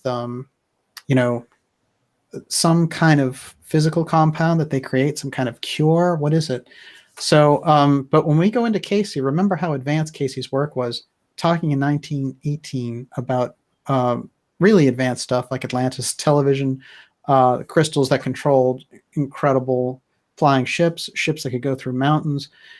Sometimes they like to portray Casey and say, well, Casey was this guy and he cared so much, and he gave the shirt off his back, and all that's true, but Casey's a very incredibly dynamic body of research that he completely was so far advanced when you're dealing with the Atlantean crystal information, when he's talking about the different abilities that the Atlanteans had, and these priestesses that could lift up out of their body and as a group affect events. I mean, he was really going deep on it, but so much of his research was based on this incredible ability that he had. And, so much so that you get people pretending that they were reincarnations of him and all that kind of stuff. But Casey's work is so edgy when you get right down to it, that, this idea that like, he was just, he was a Sunday school teacher and all this, but some of that information, there's kind of a little bit of a cornball factor that comes up out of the way they present Casey. Casey's stuff is, it's really off the hook. It's incredibly edgy material, even now, almost 100 years later. Fascinating. How are we doing with Walter? Walter is, hey, there you are. Hey. You're fine. Oh, you hear me now? Walter, and you sound terrific. Walter, it's good to see you. Isn't that interesting? Hey. The heck. Great. Thanks so much for joining us. And I'm glad we overcame the obstacle, because I've been looking forward to having you on. I apologize, but I have to be honest with you. It seems like it's a new and different thing every time, which yes. I find suspicious, because I've been doing these for a few years and I haven't had these kinds of problems. Well, you sound great now. Great. Cool. And also, you're rocking the new headset. I can see it. Oh, you like that? A flash of red. Before we get started, I have some great questions lined up for you. Okay. But you recently posted something about having your DNA done. I was very curious about where you were going with that. Yeah. What happened? Well, and I said this on my Facebook. About 20 years ago, I was told by a family member that my dad's father was not the man I was named after. It was supposed to be my grandfather, that it was another individual. Well, I had that info for 20 years, and there's been interesting little details that made me wonder, and I decided, you know what, doing the DNA might answer those questions. I had my DNA taken when I was in the military, but they don't give you the results. That's all for their uses. Basically, if you get vaporized and they need to identify you with a single drop of blood, that's why they primarily take your DNA. But it is the military. Yeah. And, who knows what they really do with that. And remember, I was in the intelligence community, the greater intelligence community. And, ironically, they make it their business to know a lot of your genealogical stuff to begin with. So it wouldn't surprise me if they already knew this. But as I said, they weren't sharing that with me, unless, of course, the relative who happened to have spent 44 years in the intelligence community himself and was the guy who recruited me into it, he's the one that told me this. So that might be, I know for a fact that some of the ways they communicate things to you is in an informal manner. So that might have been them telling me this. But anyway, wow. I carried that for 20 years and I decided to do the DNA. And sure enough, it turned up some stuff that's never been included in the family lore, ever. Wow. And that's primarily the Spanish Portugal. It's either Spanish or Portuguese. It's this Iberian category. Excuse me. And, there was some other stuff in there that I had never heard. And some people, they point out that there is that mix if you're of Celtic extraction, which I'm, 70% Scots-Irish by the grace of God. And top of the morning to you. Yeah. So I lean more towards the Scotsman side, but I'll take the Irish over Englishman any day. So, but hey, I'm an American born in San Diego, so that's there we go. But in the ancient bloodlines there, when you're Irish, especially, you're going to have that Spanish and Iberian stuff. But this was an ancestor who was as recent as 1810. Wow. So yeah. It points to, when the numbers are all analyzed, it does indeed point to a grandparent who was not something or someone he was supposed to be. And the other grandparents are well accounted for. So it looks like the DNA backed up what I was told 20 years ago. And there's some interesting aspects that I'm not talking about yet publicly. I've discussed them with, a trusted associate whom we both know. But I'm still working on the analysis, because it certainly, it serves to change your perspective on your past.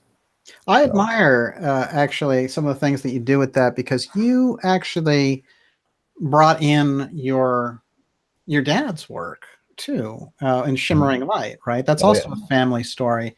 And that one is around the Roswell incident. Do you want to give us just a quick synopsis of what that book's Shimmering Light is my book in which I finally tackled the story I heard from my dad for, gosh, 40 years by the time he died.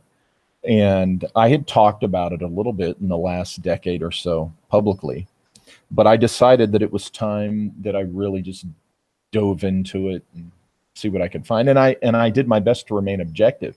You know, people who read it will know that I concede that his whole story could have been what they call, a planted narrative, using MKUltra method of psychic driving.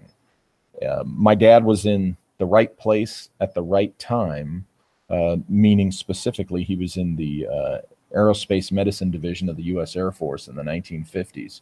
And when you read any history, in-depth history of MKUltra, and I didn't know this. This is I'm a former Air Force OSI agent, and I didn't know this. Wow. Out of all the military branches during the late 40s and through the 50s that were the most turned on by MKUltra, the U.S. Air Force was enthusiastically at the top of the list. Now, when I was an agent, they told us we had psychiatrists, agents, Air Force psychiatrists at our disposal. And among the things they would use would be hypnotism. If we needed to apply hypnotism in an investigation. And, now I wonder what else, because in 1973, when the CIA had to come clean about MKUltra, they had to come clean about what they did. The U.S. Air Force started developing its own MKUltra program in the late 50s. They never had to sit before Congress and tell the public what they've done with MKUltra. To this day, what the Air Force has done with it or did with it remains unspoken or classified. So bringing it back to my dad, the Air Force initial experimentation and the development of their own MKUltra program was during the years my dad was in. And it was very specifically the aerospace medicine division of the Air Force that did this. So as I say in the book, and you can read the book, or people who have read the book, I lay it all out there, how he could have been a subject of MKUltra methods to keep involvement with a very deeply classified project, to keep it secure by burying it in the psyche and planting a false narrative, which hypothetically would be the story he told me about this underground civilization and all this stuff. I don't completely rule that out, but within the context, the evidence is strong that he was exposed to MKUltra stuff. And, again, he's my dad. The wild story is fun, but I have to be objective. Well, especially with the kind of work that you do, but it is interesting when you get someone who's a very close relative telling you the story. It takes on a whole different dimension. And that included, you mentioned Roswell, how it ties into Roswell. The story, I first learned about it because he brought the Roswell incident up in 1974. Now that, of course, was 6 years before that first book came out. I had never heard of, and he didn't refer to it as the Roswell incident. He referred to it as something that happened in New Mexico in the late 40s. And so again, when you read the book, you see the context and the speculation, which I lay out on what it could have been that they were trying to cover and keep secure, which is just as potentially amazing. Basically, I say it was the beginning of the secret space program back in the 1950s. And I think that's what he was involved in. Right. And you've done some of the best work around the secret space program. When people ask me for that material to go through to study the secret space program, I'm in the habit of pointing them to your work, to Dr. Farrell's work, to Catherine Austin Fitz, and some of the shows that we've had on this program, because your work gets into a very important area of the secret space program, which is where it came from. which I really enjoy that aspect of it. And it's really, there's a lot of breakthroughs in there. Now, we've been studying this kind of steganography that's around X, and I've attributed it, based on my research, as being this kind of traveling symbol of where the exotic technology was moving through different programs of the federal government and popping up. We went into Blue Gemini and some of these other programs. But your work, you blasted open all of the Del Shao, NYMZA, early Sonora Aero Club. That stuff all really, in my opinion, comes from you, because that's where I discovered it. Can you give us a quick idea, set us up for what NYMZA was? That's NYMZA. NYMZA. Yes. And what it is, and how Del Shao became the key to who he was and what that was all about. Well, I'll start out, as I always do. There were about a half a dozen guys who went there before I did. Dennis Crenshaw, Busby, Michael Busby. I think I got the first name right. Busby's his last name. Stephen Romano, Tim Schwartz. These were guys, and of course, P.G. Navarro, who was the guy who discovered the Del Shao illustrations, the books of illustrations, in I think an antique junk shop, and they were in the trash. The guy was throwing them out, and they were getting ready to be on their way to the dump. And this was in 1971, I think. But what he discovered were these books, and this gentleman, Charles A. Del Shao, who was a German immigrant to the United States, came to the U.S. in the 1850s, died in 1923. In between, I think, around 1890 to 1923, he made these incredible books, which were almost schematics, detailed drawings of these flying contraptions, that he tells this story in his diaries about a group of German immigrants with a few Italians in there, who came to California in the 1850s, the decade before our Civil War, and were experimenting with what was essentially anti-gravity technology along the lines of the stuff you hear with ancient Vimana technology, specifically mercury vortex engine type stuff, and the bell. Now, it was Nazi bell, which comes the Nazi bell later. Technology. Okay. Which comes, like 70 years later, according to the lore of that. And of course, it's these German guys doing this in the 1850s. And I stumbled upon that. The fact that,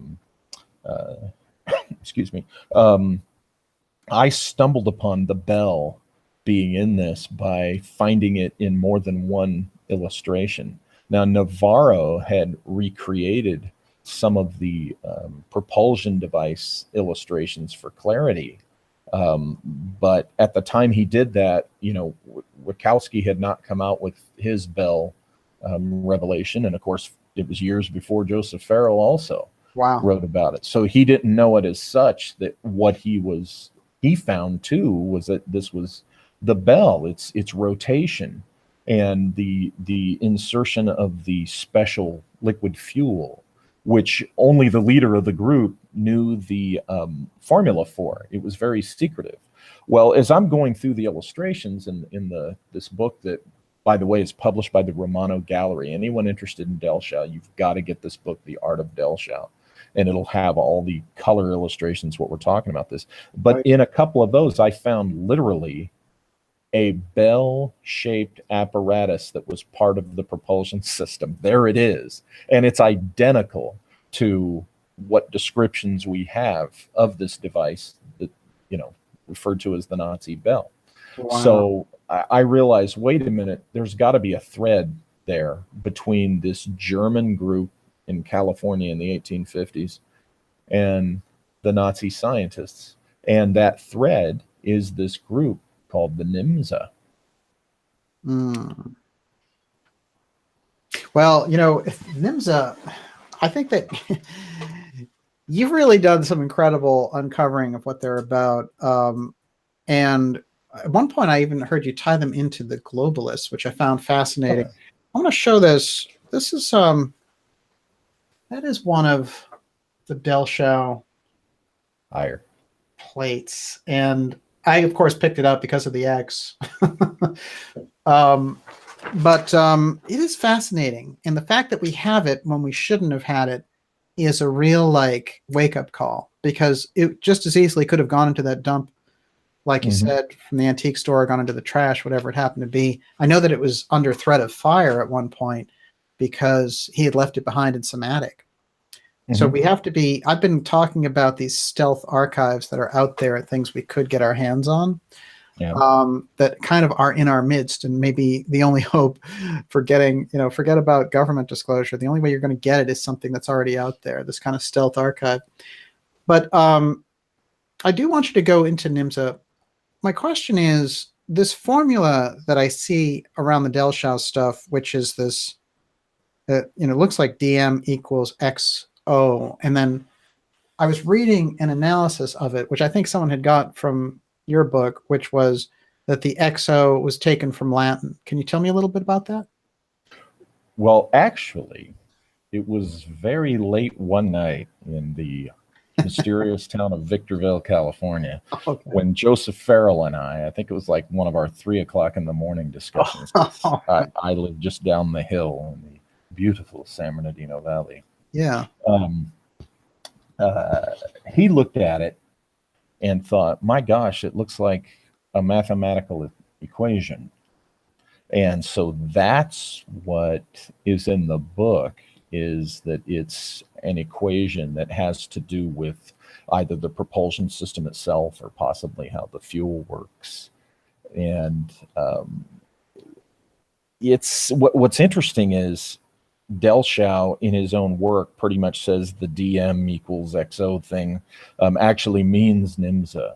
And of course, I've gone into that it's in that regard, it's similar to Egyptian hieroglyphs, which have meanings on different levels. Right. So you have NYMZA, which is the German headquartered organization that Delschau describes exactly like that. It's an acronym. But then you have this NYMZA that is translated into this coded language that Delschau uses, and that's the equation we're talking about, the DM equals XO thing. Okay. And then there's the Sesheri contribution going back to Egyptian hieroglyphics and ancient, Egyptian esoterica, in which NYMZA means the nameless ones. So in my analysis, it starts in the ancient times with this nameless ones, and they, through the ages, whoever their influence agents were by the 19th century, they influenced this Prussian organization to call itself NYMZA by acronym.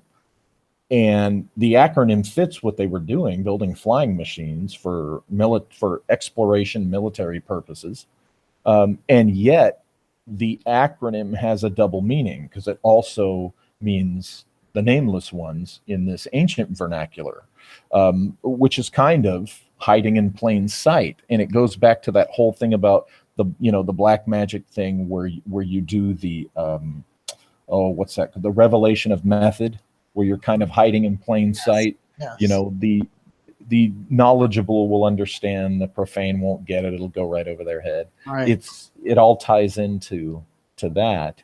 And the thread from the Prussian era of the 19th century specifically that was pushing for unification, this ties, hypothetically, in my speculation, this ties the German Prussian industrialists of the 19th century going into the 20th century to the NYMZA, but these were also guys and players who were involved with globalism. And that's, it's really, by the time you get into the late 19th century, early 20th century, that's when they really cranked up the globalist agenda, in my analysis.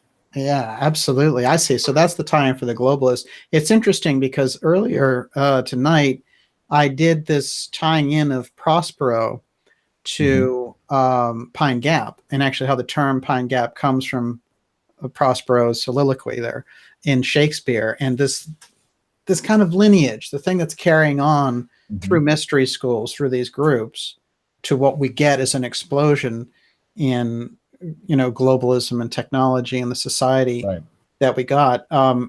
It definitely, there is that tie. When you're dealing with it, you're actually dealing with something a lot older, whether you realize it or not. Now, why don't we figure out, first of all, about Delschow? How did he come?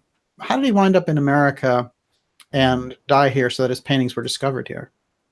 Well, according to his own diaries and his own narrative, he came to the United States from Germany to observe and report on this Sonora Aero Club, these guys that were building these flying machines. And he was supposed to be reporting back to the NYMZA. He gets to California and he really likes these guys. He relates to them, and he kind of takes their attitude when NYMZA sends a representative who they describe, Delschow describes as, in quotes, that Prussian officer. And this is the guy who said that NYMZA, who was, according to Delschow, kind of their sponsor. And Delschow said that NYMZA was sponsoring other groups of guys experimenting with the same technology around the U.S. It's just we happened to hear about the Sonora Aero Club because Delschow stuff was found. But the guys in Sonora did not like the Prussian representative from NYMZA. They did not like NYMZA's desires to militarize these flying machines. And so they refused to do it. And it wasn't long after that that the leader of the group supposedly died in a horrible explosion, in a crash. Oh, wow. Well, we see the methods were just as easily in use back then. That is fascinating, though, because there's this guy that you alluded to, and I'm trying to think of which book it was, but he was around during the Civil War, and he had sketches and had developed these kind of balloons that were advanced at the time. Do you remember this? Oh, Solomon Andrews. Yes. And he actually demonstrated, and it was not described as a balloon. It was a three-hulled flying object, and he demonstrated this for members of Abraham Lincoln's War Department. Wow. And some journalists in Washington, D.C. There was a legitimate article that's out there that was written about it. And I believe Michael Busby was the first author writing about this that found that article. It was a good find on his part. And we're told that the War Department, Stanton, I think was the Secretary of War, Edwin Stanton, we're told that he told Andrews, nah, we're in the middle of a war. This is of no use to us, and no thank you, which does not make sense because you're in the middle of a war. What the heck, why not use this to drop bombs? Because people have been doing that from balloons for a while by then, which goes into my theory that they actually did express interest, and it was really America's first black project, the post-Civil War development of Solomon Andrews technology. So he could have been one of those others that Delschow was talking about, developing this stuff outside the Sonora Aero Club. So, wow, that is incredible. The presence of these groups may have been responsible for the airship mystery of the late 19th century. Can you tell us a little bit about that? Sure. It is my hypothesis that, as I said before, that Solomon Andrews technology was not rejected, but yes, they were, we were in the middle of a war here then, and they were needing to be focused on the conventional means because by no means was it won by the Union at the time he demonstrated this. So I think what they did was they went ahead and procured Solomon Andrews' technology, his plan, his stuff, and they set it aside until they could get through the war. And then once the war was over and they were well into Reconstruction of the South and all that, It is my speculation that they started developing Andrew's technology, to develop airships. And I lay out in one of my books that, where they would have done this. And that leads to, remember, this is 1865 when the war ended. So by 1866, 67, they're starting to mess around with this. So think about it. You've got 30 years of development between the end of that war and when the 1890s airship mystery happens, where people are seeing all over, cities and areas west of the Mississippi, these flying machines. And they were much more sophisticated than what the Sonora Aero Club was doing in the 1850s. And I argue that that's because they'd had 30 years of development.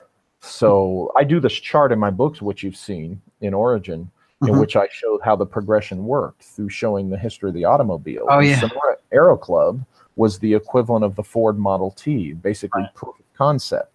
And then the difference between the Ford Model T and the 1958 Buick is the same as the difference between the Sonora Aero Club contraption of the 1850s and the 1896 airship mystery style airship. Okay, there's your progression. But yeah, I think I speculate that this would have been America's first black project. There's even military officers, historical guys that were involved in the airship mystery, identified by name, whose careers, when you look at them, would have fit right in with this theory. They would have been among the guys selected to develop this technology. And I think the 1890s airship mystery possibly led into this American-originated breakaway civilization, which I call the 1903. The 1903, right. And that's my term, the 1903. Got it. Well, you tie in for me early Nazi development with the kind of NYMZA airship clubs, this whole thing. How do those two things relate? Okay, what you've got is this, and this of course is, alleged in Del Show's work and in the research that the rest of us guys have done. Okay. You've got this organization NYMZA, which Del Show says is headquartered in Germany, which at that time was Prussia, okay, because Germany wasn't unified at that time. It was all the 48 Prussian states. But you've got this Prussian pro-unification group called the NYMZA, or called NYMZA. And they theoretically are bringing together the top Prussian industrialists and engineers and science types. These would be the guys behind wanting to develop this Aero technology of the Sonora Aero Club, the anti-gravity, whatever it was. These are the guys through using chemistry, alchemy, and the early days of aerospace engineering. These are the guys that would have been pushing that technology. Now, at the same time, politically, they would have been involved in pushing for German unification. And when you get into the history of the Prussian push for German unification, you get into threads leading to the Teutonic Knights and, possibly the recovery of lost technology. And you get into the Prussian theory of governance, which is basically, they took over their local territory and then they expand out. They want to unify, all the Prussian states into a single Germany so they can take that over too. And the goal always was then, once they have this place called Germany, to then take over Europe and then the world. Just that classic thing. And it's all in their philosophy. You can see it. And you see the methods that they use going back to the medieval era, how they would play one friend nation against the other, or one friendly culture against the other, and then dominate both of them. by betraying the one that was their friend, and all that Machiavellian stuff. So that foundation is laid in the medieval era and those eras leading up to the 19th century. And you begin to see the pattern, the elements of that pattern present in the 19th century. And what I did was I followed the thread of the industrialists who happened to be, a lot of these guys were philosopher scientists, right? They were into alchemy, they were into the esoteric and arcane arts. And that thread followed all the way through the 19th century into the 20th. And that thread led right to those early German organizations that were really behind the formation of the Nazi Party. So what you've got is NYMZA has their fingers in these esoteric groups. And because they've got their fingers in the esoteric groups, they also have a stake in the political direction, right? In the 19th century, it was to unify Germany. Well, what I saw was in the 20th century, it was to spread out their tendrils outside of Germany to the rest of the world. And that's exactly what they attempted to do in both world wars, especially World War II. That was part of their plan. So when you throw in then stumbling upon the fact that this Bell device is literally visually demonstrated in Delschau's schematics. Remember, Delschau died in 1923. Right. He did these drawings with this Bell device clearly there in this flying machine of the 1850s. He did that drawing sometime between 1890 and 1923. It's not like he did it in the 50s, or the 70s, or even our times when now we know about the Bell. He did this before, decades before, or at least a decade before the Nazis started, or more before the Nazis started fooling with it. So, it lends some authenticity not only to the Bell but to Delschau. They're kind of mutually, supportive of each other. What is so that? when I saw that, and then you see all the stuff with the Bell, you realize, wait a minute, these guys doing stuff for NYMZA developed this thing called, that was essentially the Bell, and then you have the Nazis doing the Bell, and you have the NYMZA doing all this machinations that I just laid out. Clearly, the math says that the Nazi scientists got the Bell from NYMZA, is my theory. Okay. So that really, because it's interesting. My question tied in with that is, do people like Dornberger and von Braun benefit from the NYMZA underground society groups that are in Germany? Oh, I absolutely think so. And, von Braun, he brings the whole NYMZA thing, von Braun and all the Operation Paperclip, Germans, really, that was NYMZA. Okay. From the NYMZA perspective, in my analysis here, this is my hypothesis. Okay. From the NYMZA perspective, yeah, Germany and Hitler and them, they were going to lose the war. But NYMZA had their sights on something bigger. So they used Nazi Germany to the extent that they could. And it's my opinion, I'm finally convinced, this is not original with me, but I became convinced about 6 months ago that this theory is correct, that NYMZA used Operation Paperclip to basically take over the U.S. And the product of that is our military-industrial complex. Wow.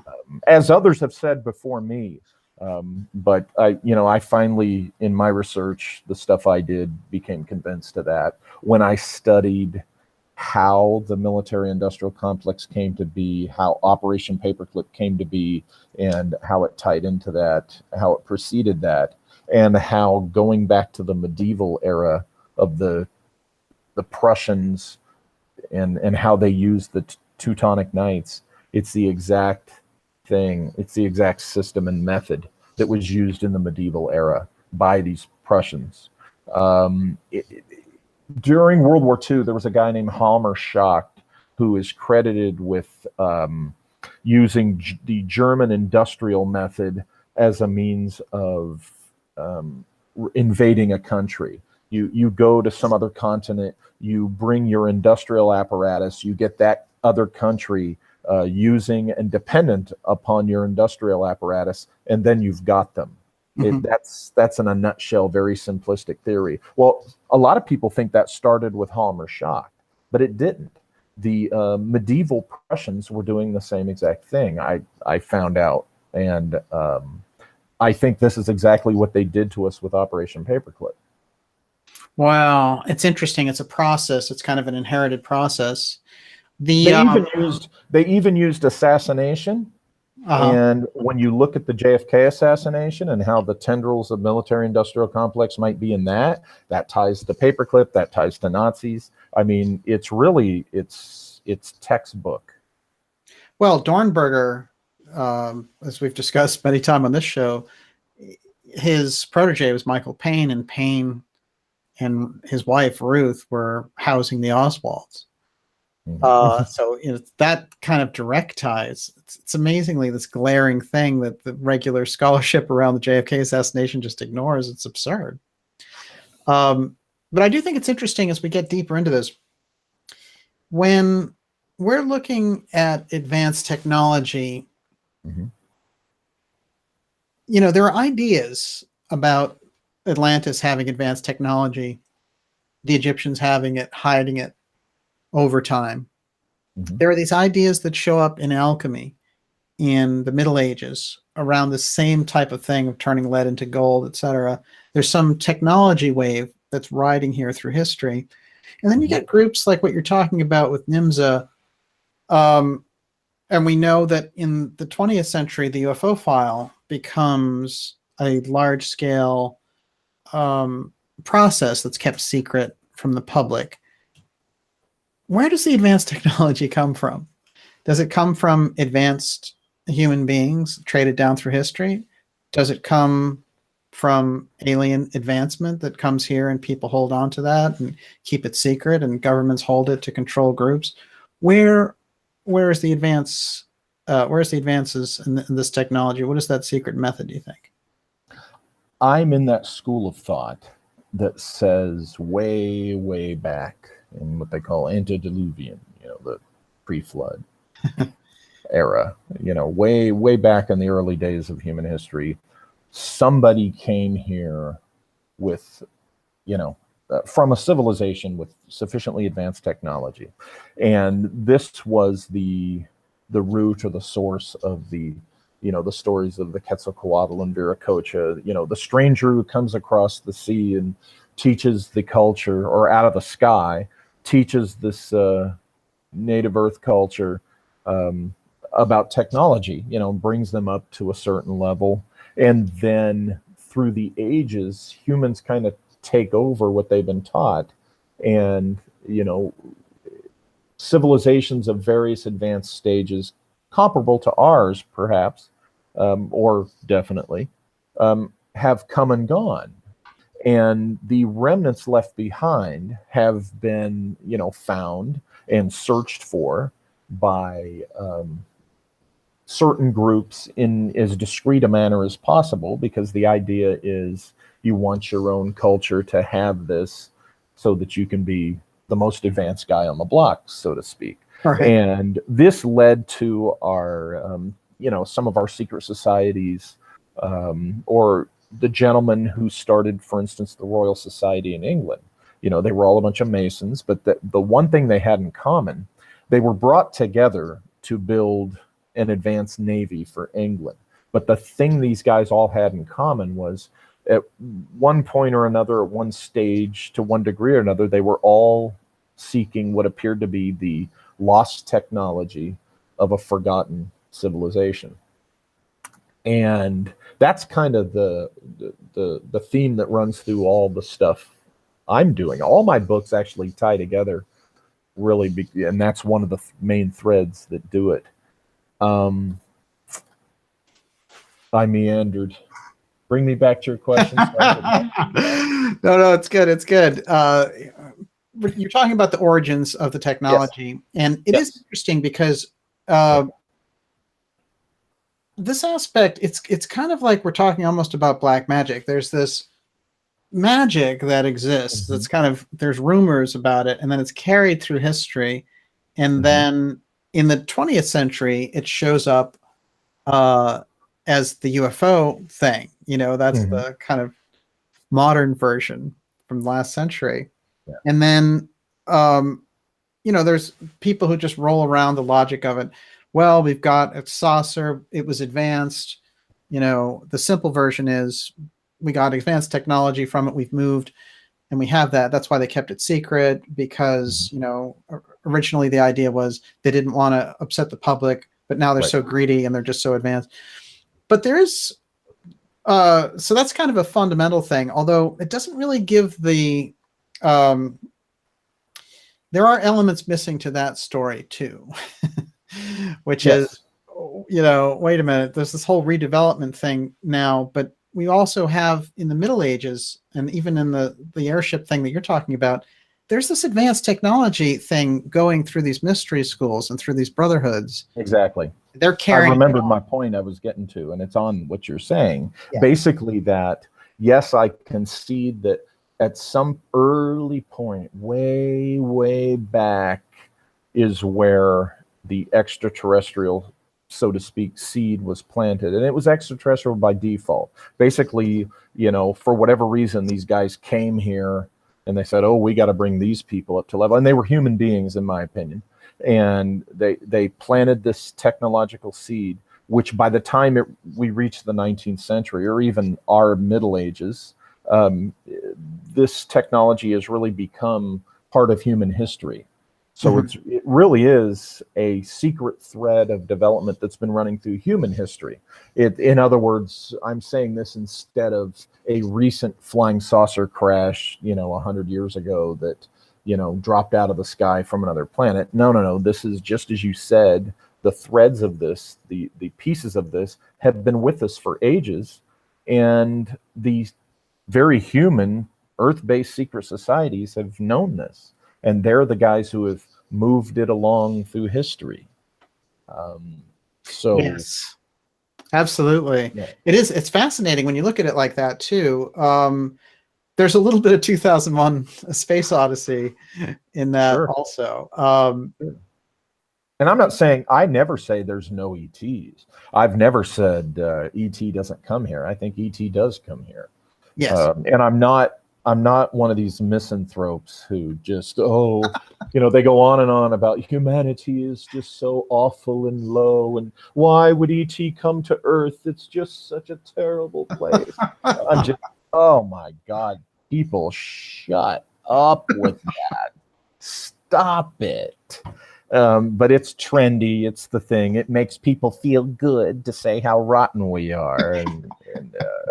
But you know, us rotten guys, you know, we've also been doing some amazingly positive and good things, and it is what it is. And you know, they would rather believe, I think some people would rather believe that something has dropped out of the sky, because it's easier to accept that narrative when, ironically, there's all sorts of historical evidence. Just look at what some of these historical figures were looking for, as I do in my Secret Mission series with Juan Cabrillo and Sir Richard Francis Burton, and more recently Ambrose Bierce. And I'm presently doing some similar research on that for the new book. You know, through history, there's been these guys who have been looking for these pieces of this forgotten technology of the lost civilization. Wow, it's fascinating. We obviously, you know by the structures that we see that we can't reproduce, like the Great Pyramid, etc., that obviously they were in charge of a totally different order of technology. There's no question about it. And, you know, shows have beaten the hell out of that. Every time you turn on the History Channel, they beat the same 10 graphics and shots of the pyramid with that. At least it's getting attention. Remember, that's true. That's years ago, this stuff would never get this kind of attention. So, you know, I kind of look at it as, you know, kind of take the goofy or the bad. No, I totally agree. I'm just, you know, it is interesting when we get into that, because one of the things that John Anthony West pointed out, is this incredible archaeologist who passed away recently, was that actually what you see in Egypt is the opposite, which is the devolution of a culture. As you move up, by the time you get to when the Romans take over, forget it. That culture is completely debased. But it starts off on this high level and comes down. Yeah. That doesn't make any sense to our tradition. Right. And it came out of nowhere. There's no, I think most people, except the most stubborn, see that it was just boom, the advanced Egyptians. There's no discernible development that anyone's found. Right. It was just boom, this advanced civilization, which then did exactly what you described. It went downhill from there. Right. So what's up with that? Walter, let's take a few questions from Olivia while we're here, from people in the chat. It's great to have so many people here with us. We're here with Walter Bosley, who has written the incredible Empire of the Wheel series of books, which do really bring us into a historical mystery. And I think those books are, they're so exclusive to what you do. I can't think of anyone who goes in that deep on those subjects. And you come up, there are characters there from the Old West. Butch Cassidy even shows up at a certain point, which is let me comment on that real quick. Yeah. It's a trilogy. There's the Empire of the Wheel books, the trilogy, and number 3 was actually supposed to be the second book. And I stumbled upon the whole Butch Cassidy connection, and it blew my mind. And that's why Secret Mission, or Empire of the Wheel 2 is what it is. It's because there was a little nugget of what the heck in the first book that ties to the Sonora Aero Club, and that was how I tripped on the Butch. Just crazy. Wow. So, yeah. It is a fascinating story. And I remember, because we were both at the Secret Space Program conference, if you go back and look at that lecture that you did on Butch Cassidy, it is fascinating. And so I recommend everyone check that out, and the books. So Olivia, you're up. What have you got there? I'm going to start with Najat Madri. Was the Wright brothers an early psyop? I don't think so. I think it was legitimately they were doing what they did. No, I think what it might have been was they were outside the Black Project that I'm referring to. Definitely. And they were taking things in the combustion engine, what we know as traditional airplane type technology. What I think is fascinating, since you mentioned that, Najat, is there's a story in Lindbergh's autobiography when he's doing that incredible transatlantic flight, that as he's, making that record and doing it, these voices are yelling and rooting with him in the plane. And he's like, what's going on here? It's this total metaphysical moment that takes place. So there's something about the air when you start dealing with those air spirits. I was pointing out that Prospero thing, and in the Tempest, he is trying to release Ariel, which is the spirit of the air, who's locked in the wood, and there's something about that when you get into that air aspect. There's a whole mythology that goes on there. Actually, the Spirit of St. Louis, I think, was made out of like a light sheet metal or something. So the whole plane was metal, when a lot of fuselages were made of, there was a frame and it was fabric pulled over it. But the Spirit of St. Louis was metal. Maybe he was picking up some type of radio transmission. Yeah. Okay. I mean, somebody who's a radio engineer could answer that question better than. Right. But that's what popped to mind, because I never heard this story about those voices. Yeah. Something was going on there. Unbelievable. Olivia, you're up. Okay. C.C. Jarvis, 1561 Nuremberg UFO tie-in with NYMZA. That's for you, Walter. It could. I've not looked at that specifically. That's very interesting. All I've done is look at the political stuff going on that I think would have tied with NYMZA in that era. But thank you for bringing that up. I'll look at that, because that's a good question. Okay. Yes. Hugh Hoyland, maybe the airship craft that crashed in Aurora, Texas in the late 1880s was one of these crafts? This is a big Jim Mars story. What do you think of that? Yep. I do not think for a minute that Aurora was extraterrestrial. I agree with Michael Busby, who I believe was the first researcher to say this, that Aurora was a crash of one of the 1890s airships. It Yeah. was Yes. a human pilot. It was not an ET incident.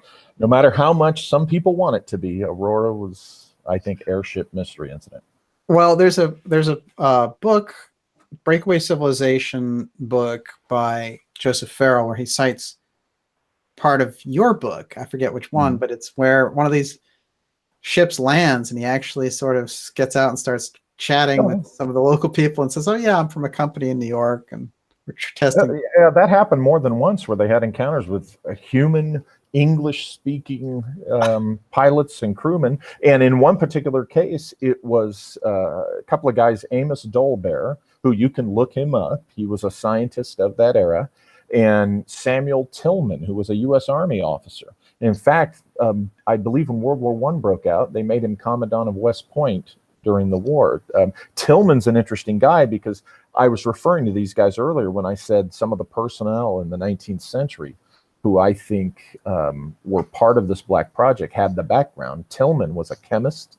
He was a cartographer. And his entire Army career matches my speculative scenario for this Black Project.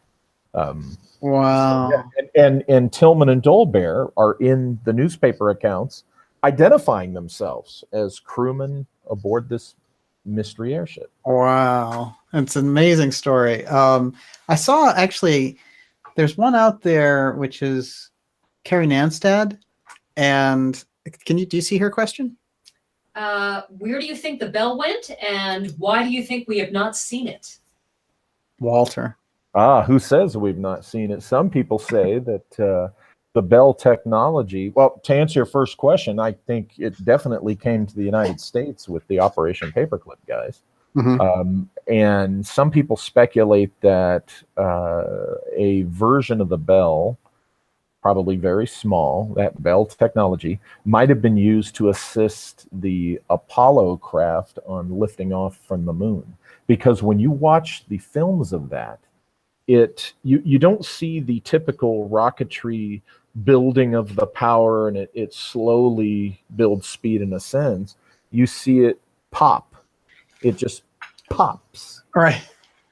Now, I know right now there's a rocket scientist out there that's, yelling and screaming and telling me to go to hell and blah, blah, blah, blah, blah, blah. But it is a theory out there that, Bell technology was used for that. Now, if that's the case, if the Operation Paperclip Germans brought this Bell technology to the States and we started using it, if NASA actually used it in Apollo, I've hypothesized that our secret space program was kind of a parallel program to, when you look at what NASA was developing, our secret space program was along the same track, but maybe a decade or two ahead through most of its development.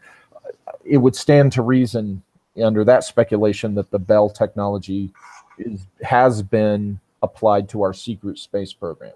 And so maybe we have seen it. We just don't know what we're looking at. Right. Look at the Kecksburg UFO, for example. That's exactly what I was going to say. Bell-shaped and in the 60s. So there's another clue about developing it in the United States. Well, they describe it, the witnesses describe it with all these hieroglyphs on it, which I've always found fascinating. That is a real mystery, but I do think that the Bell is a major player in history in terms of energy advancement, and that we just don't get to see it. Right. Okay, Olivia, you're up. Okay, so someone is asking about the Prussian and Templar connection. Templar connection to the Prussians. There would not be, in my opinion, a direct Templar connection, but there definitely, in my research, was a Teutonic Knights. Now, the Teutonic Knights were kind of like the German version, the Germanic Prussian version of the Templars. In fact, they modeled themselves on the Templars. They were doing the same thing during the same crusade in which the Templars were founded. They just wanted to serve the Germanic, Prussian pilgrims to the Holy Land and serve all the military interests there. So they founded the Teutonic Knights, very much fashioned on the Templars. And I argue that it was during that Fourth Crusade that Joseph Farrell, for example, writes about, in which they were on their way to the Middle East, but they decided, let's just stop and sack Constantinople. And in Constantinople, there was one of those libraries, like the Library of Alexandria, that had some amazing ancient stuff in it. And the argument is that, the Templars, they got their little piece of that. And I argue that the Teutonic Knights benefited from that too. So you're in the right direction, that there was an order of knights, but in my opinion, it was the Teutonic Knights, not the Templar. Yeah, I have a question to pop in here. There was a guy named Dan Fry in the 50s who was part of this wave of these contactees. A lot of different ones, George Van Tassel and all the rest of it. Some of them very interesting guys. Van Tassel had a history with Howard Hughes. But Fry exhibits a story which I've seen before, which is he gets into this flying cigar-shaped object, and it takes him from, I think, New Mexico to New York in minutes. And while he's dealing with this humanoid occupant aboard the craft, the humanoid says, "I'm from your ancient Lemuria. And, we keep an eye on your civilization," and all this stuff. This comes up sometimes. And it's very odd because without the Lemurian or Atlantean part of it, it would seem like a very, normal context story from the period. What do you think is going on there with cases like that, where the occupants identify themselves as being from these lost continents? There's also this incredible mythology around Mount Shasta being the home of this Lemurian advanced beings who actually live in Shasta. Where do you think all that comes from? Possibly from a nugget of fact. As I said, I'm in that school of thought where I think in ancient times there were advanced civilizations, and of course they fell. But it's my personal opinion that the Atlantis legend, the Lemurian legend, that there's a nugget of truth somewhere in there, that way back there was a technologically advanced civilization. There was some type of conflict, and they did fall. And whoever they were, whatever actually happened, this grew into our Atlantis legends. And then, of course, the Lemurian legend, of course, grew out of the same nugget. So let's say that's true. Who's to say there weren't survivors of that? And maybe that does explain all these stories of encounters with these hidden civilizations, my dad's story included. Now, it could also be, as I state in my book Shimmering Light, that it's not that that there's definitely not this hidden civilization, remnant of this civilization, this hidden group. It could be, like in my dad's case, that they used that as the planted narrative because it was so hard to believe. That's where it gets kind of layered. But it could, in my opinion, explain some of these UFO contactee encounters, indeed, where they say, hey, we're either of ancient Lemuria, or when they claim, we're from Venus, we're from Mars, we're from Lanalos, or whatever, when actually they're from right here. And it's just a lot easier to say, I'm from another planet, than to say, I'm right here living in Mount Shasta. Lanalos, so you're really going to get it into it. The unfortunate thing is there's a lot of nonsense in the UFO contactee world, and it it has muddied the waters, just like disinfo and ufology. And it's designed to do that, I think. Oh, yeah. Yeah. Well, it is interesting because of your background in intelligence, and with me, with the journalism that I do, there is a way to spot it. That's what's so interesting. And when you spot it, it comes out, and it's, it might be obvious to people who can see it, but for an average person, it would seem like, oh, there's another story, and it doesn't look like a cooked up intel story or a cooked up marketing thing necessarily. So on one hand, you have these people who are very cynical and would never accept anything, and they lose so much by being cynical. But then you have that real gullible train, and they are so open to the kind of manipulations that will come from either the intel side or the marketing side. So it's a very thin, narrow road that we need to go down. Here's my present position that I've come to after the years that I've been doing this. I'm of the opinion that people having legitimate contacts, for the most part, they ain't talking. Yeah. I tend to tell people, my rule of thumb is, if someone's claiming to be a contactee, if they're appearing at conferences claiming to be a contactee, if they're on radio shows claiming to be a contactee, I tend to doubt that they're a contactee. I think they're just somebody, either, for the most part, people wanting attention. They want to be a star in the field of the weird. Or there's the possibility that they're a disinfo agent sent out to make things look goofy.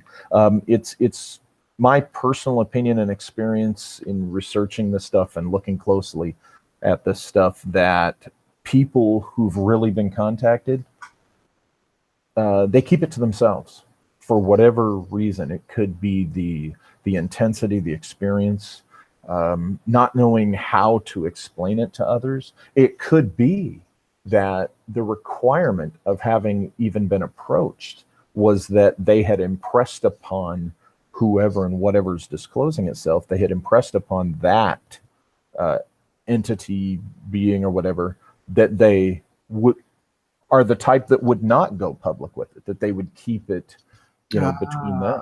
This is where I'm at with this right now. And that's why, because inevitably and invariably, when you look at the people that are way public about all this, I'm telling you, eventually it breaks down. If people are honest with themselves, and the true believers set aside their true believers and their faith and look closely, the very public contactees, it breaks down, or it doesn't hold up to begin with. So that's where I'm at right now. The real ones aren't talking. Yeah, I can totally see that perspective. It's good. It's actually kind of a good rule of thumb. Thank God we get people who break through that. Think of the Kelly Cahill story, because Australia is on my mind. But her story is so compelling, and she's just the kind of person that, she may not have come forward. She was just caught in the situation, and we got her story, which is really fascinating. Olivia, you're up. Christine Taggart. Were both Tesla and Jules Verne hooked into the same source? And who? There was an audio glitch. Jules Verne. Jules Verne and Tesla, were they hooked into the same source? Well, that's really cool, because there's long been this theory that Verne was being fed things by the Angelic Society, the Société. My French is terrible right now. Basically, this secret society that was clued into this forgotten technology of the lost civilization. We'll call them Le French Secret Society. Yeah. And so the reason people think that is, look at all the stuff that Verne wrote about that in the following century came to be. Now, some people say, well, he inspired a bunch of young engineers and scientists. Well, yeah.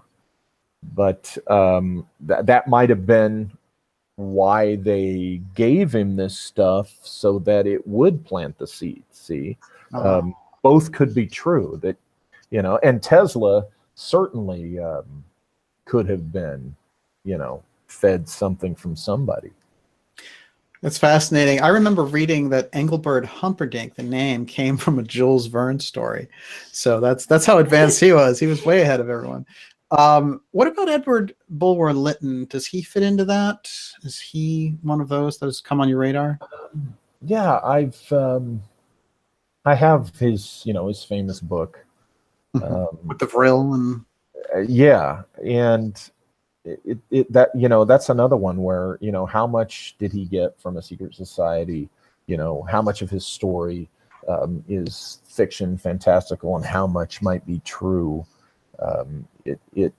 It ultimately leads you, the person looking at that, to make a decision Either you're going to just say, well, nah, there's nothing to this idea that these guys were in on actual secret information, or okay, there's something to it, but they only left so many crumbs, and you reach a point where you have to decide, I'm going to be satisfied with the crumbs they left behind, or I'm really going to dig into this and to pursue it.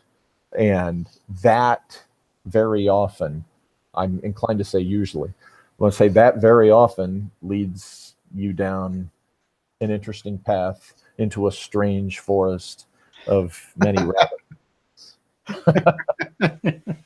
Some of which some people don't come back from. Good point. So we only have time for a few more questions. So all right, Sandy Shores is just dying for me to ask, is there a reptilian link with the SSP? Well, that's the question. I don't think right so. There. However, I think Yes. that I'm in the middle of doing a video book, so to speak. I did 3 or 4 chapters before the end of the year, and I'm going to be picking it up again. But in that, I talk about this Prussian group who I think is involved with NYMZA, called the Society of Lizards. And it is my opinion that this might be the source of where somebody got the idea of this reptilian thing. So it's not that people that would be involved in this would really be reptilian lizards. They're part of the society. They're part of this secret culture called the Society of Lizards. It makes life a whole lot easier, that's for sure. But no, I don't think there's lizard people or, commandos fighting lizard people in tunnels in New Mexico. I think that's nonsense. Well, I'll tell you what's fascinating. Somebody on the side here while we were talking mentioned Aldous Huxley. Mm-hmm. And, Huxley strikes me as somebody in this mold of being, in his family, that lineage. There was a famous scientist who was, I think his uncle. But one of the amazing things about Huxley, since somebody mentioned him, is that his next door neighbor when he lived in Ojai, California, was Krishnamurti. And I've always thought the strangeness of those two guys living next door to each other, the author of Brave New World and all those great books, and The Doors of Perception, right next to the man who basically kind of destroyed the Theosophical Society from what it had become, and was this incredible spiritual leader. Okay, that was just an aside, but wow, I couldn't resist. What else have you got? Okay, Science Churchill. Where did Da Vinci get his aircraft ideas from? Did he possibly time travel or communicate with advanced ETs? Da Vinci clearly got those from John Teeter and Andrew Basiago. I'm kidding. Okay. With Da Vinci, you're dealing with a really brilliant, and that's an understatement.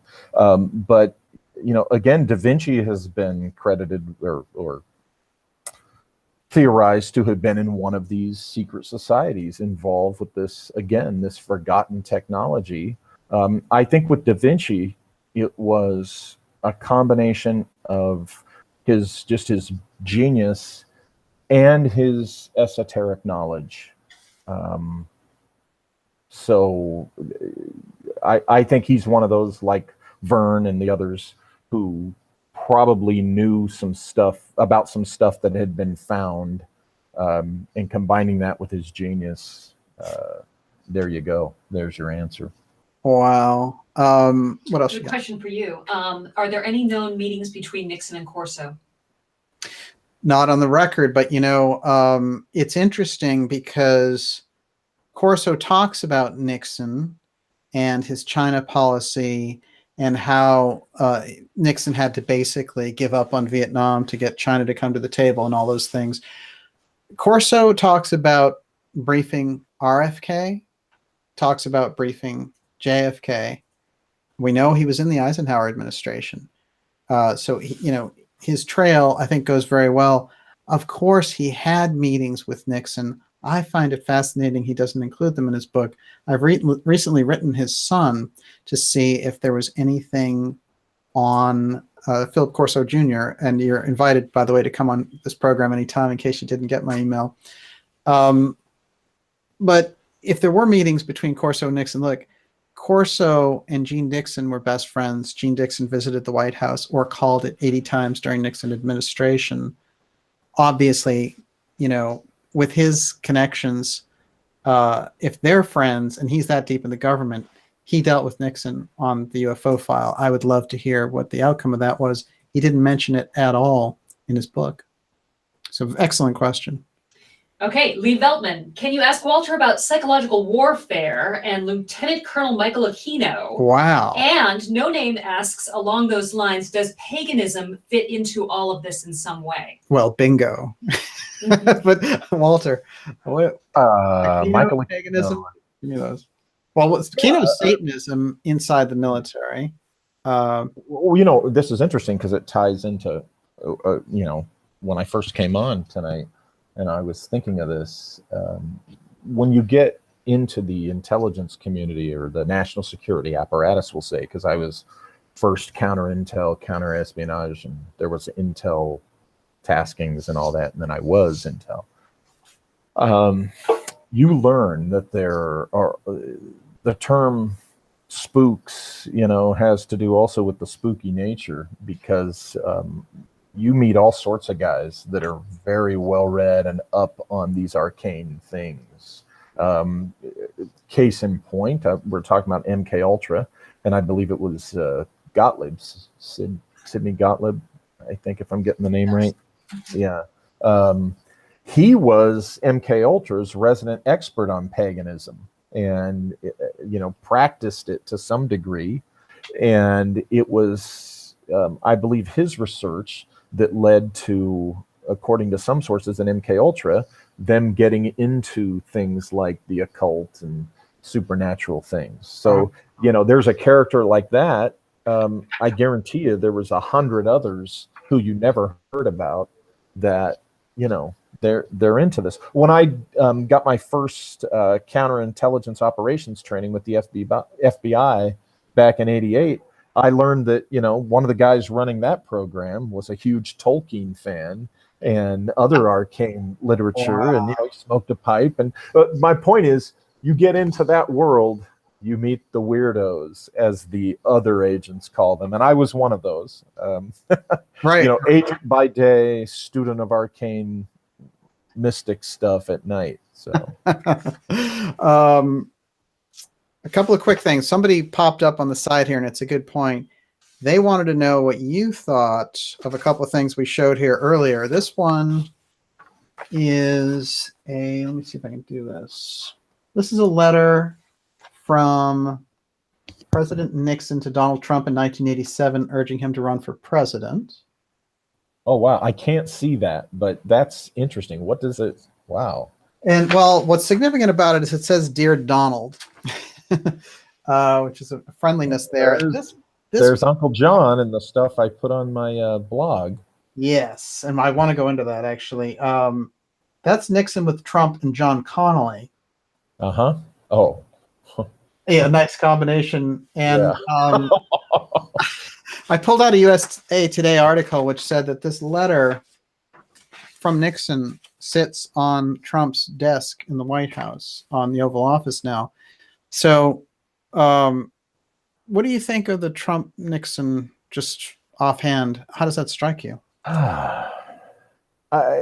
I think that due to, you know, the presence, the fact that Trump's Uncle John was the guy that out of all the guys in America, all the engineers, it's Donald Trump's uncle who was asked by the FBI to look at the secret Tesla papers in 1943.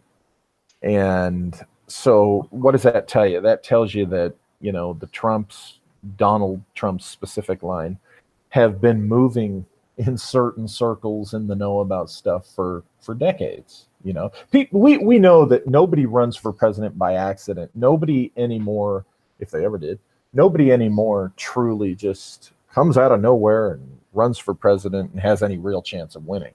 So, you know, and I don't think that, don't get me wrong, I don't think that's all evil. I mean, politics are what they are, you know, Yeah. certain things, Oh, yeah. it's just the way it is.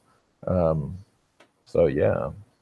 Well, don't you know Obama was just a humble little community organizer who'd never realized the presidency was in his future? Yeah. Just had, you know, his finger on the pulse of America, right? Yeah.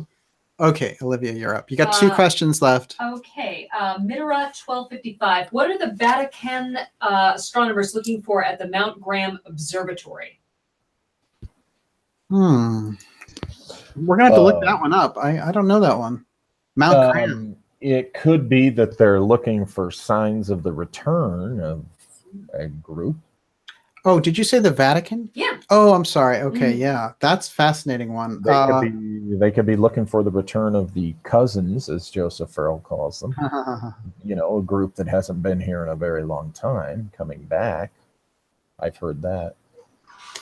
Yes, that's a very interesting one, and we know that the Vatican adopted a policy that said the alien thing causes no problems to us, and we're happy even to baptize them if they come here. Yeah, they could be watching and approaching, or watching a certain area of space because they know that's the approach that's going to be taken. So. Well, if they're consulting the Vatican Library, they probably get those coordinates, no question. I'd love to let you loose in there for a little while. Anybody would love to, you know, in our world, would love to just be let loose there. Absolutely. You know, it's funny, real quick, when I was doing counterterrorism work, I had to spend a month in Rome one time, and a young lady I worked with, she wanted to go to the Vatican, so we went down there. And, you know, she's ready to go in. And she said, you aren't going in? I said, no, I have no interest in going in there. So I spent the couple of hours she was in there at a coffee shop. I truly had no interest in seeing, I'm right outside there in the big plaza there with the columns, but I truly had no interest, and I don't regret it. You know, yeah, I can appreciate nothing to me. Olivia, you're up. Okay. So is NYMZA how is NYMZA related to the Vril Society in early 20th century Austria-Hungary? Perfect question. Relate NYMZA to Vril. The Vril Society would have been a product of their influence. That's my opinion. NYMZA would be the overarching, because it's my opinion that NYMZA was really the secret hand behind our push, the modern era push for globalism. That's really their style. That's what they're all about. When you look at the fingerprints as I see them. And the Vril Society would have been a product of NYMZA influence on the esoteric culture in Europe, in Germany, in the late 19th, early 20th century. Wow. Before we go, Walter, can you give us just your quick thoughts on Pine Gap, which is what we started off with in the show? And I did a lot of overviews about what they were using it for, but just your general impressions of the facility. My understanding from recent discussions with other researchers and scholars is that Pine Gap might have been handling the secret communication between, for example, Apollo and Mission Control and whatever back here, the stuff that they didn't want us to hear. Right. And so that's kind of where I'm at on that. It was kind of, it offered that buffer.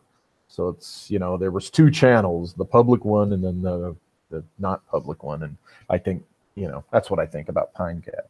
Yeah. I missed the first part of the discussion because I was doing an errand. Oh yeah, yeah. I basically, what I think is fascinating is that all the sightings are on Pine Gap. I showed this, which is like a close by little resort, and they do this graffiti because they know that there's, just like with the Area 51 thing and the extraterrestrial highway, it becomes commonplace for them to see these things. So I'm very interested in that ET tie-in with Pine Gap. Olivia, you got it. The last question of the evening. Well, it is a Pine Gap question. Does DJ think Pine Gap has made an alliance with certain ET groups and not others? Are they working on hybrid humans there? Wow. Wouldn't we like to know? I'll tell you, the tracking of the X and the symbolism, the code that's been used, I think, from Dornberger's X program of space planes ends up at Pine Gap. So earlier we showed the Prospero tie-in with the Prospero satellite and the Prospero base that was close by, and that Pine Gap was in Prospero. And I think we could learn a lot by studying the Shakespearean tie-in to why they were using those names when they created those bases. Also, we saw one Australian prime minister assassinated and another one thrown out of office who opposed Pine Gap. So I think that the alien ET redevelopment of craft takes place at Pine Gap. The actual like alien bodies thing, I don't know if they do that there, but I can tell you all of the research that I've done points to the fact that Pine Gap became the repository for everything. Not everything, but the vast majority of where the programs were going. Like we started with Blue Gemini and we went through these various X programs. By the time it gets to Pine Gap, originally they say, well, it's going to be a space facility. And then the next thing that they say is, you know, there are stories that come out that say, this is an incredible thing. They're eavesdropping on everyone on the planet. So it's an incredibly sophisticated base, and what we know is that the NSA and the CIA run it, in that the supportive military base is Prospero. So my guess, the high-end aspects of the ET redevelopment program in terms of UFO technology reside at Pine Gap.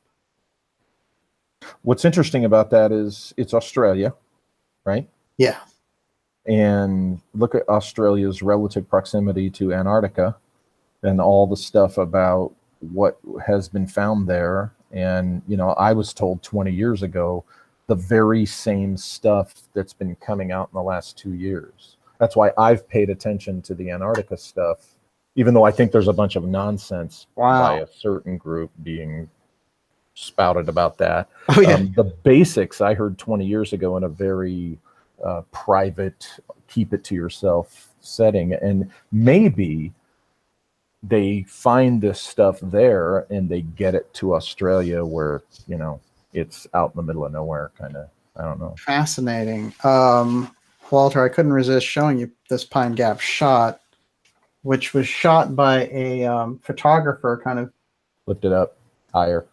Oh, I only see the, oh, there we go. Hey, okay. These domes, that's what's running the show down there. And they're not penetrable, you know, for people trying to kind of scam into what they're doing. But very, very unusual facility there. And in my opinion... So nobody has any idea what kind of radar tech is inside those things then, right? No, but interestingly enough, it showed up in the Snowden document dump, and he said that they had the ultimate ability to listen to any phone call or email on the planet. So kind of like, you know, supercharged Bluffdale, basically. Oh, great.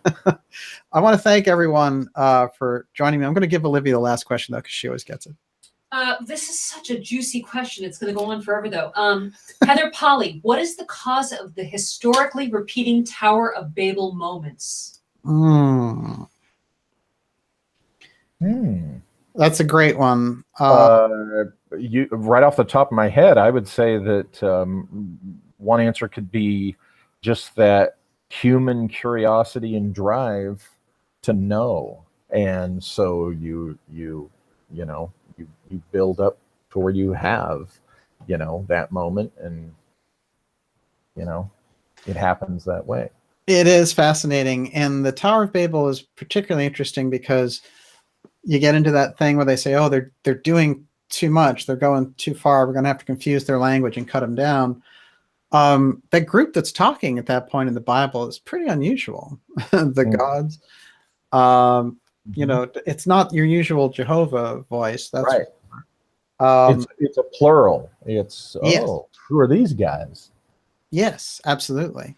And what's interesting about it is also it's getting into communications.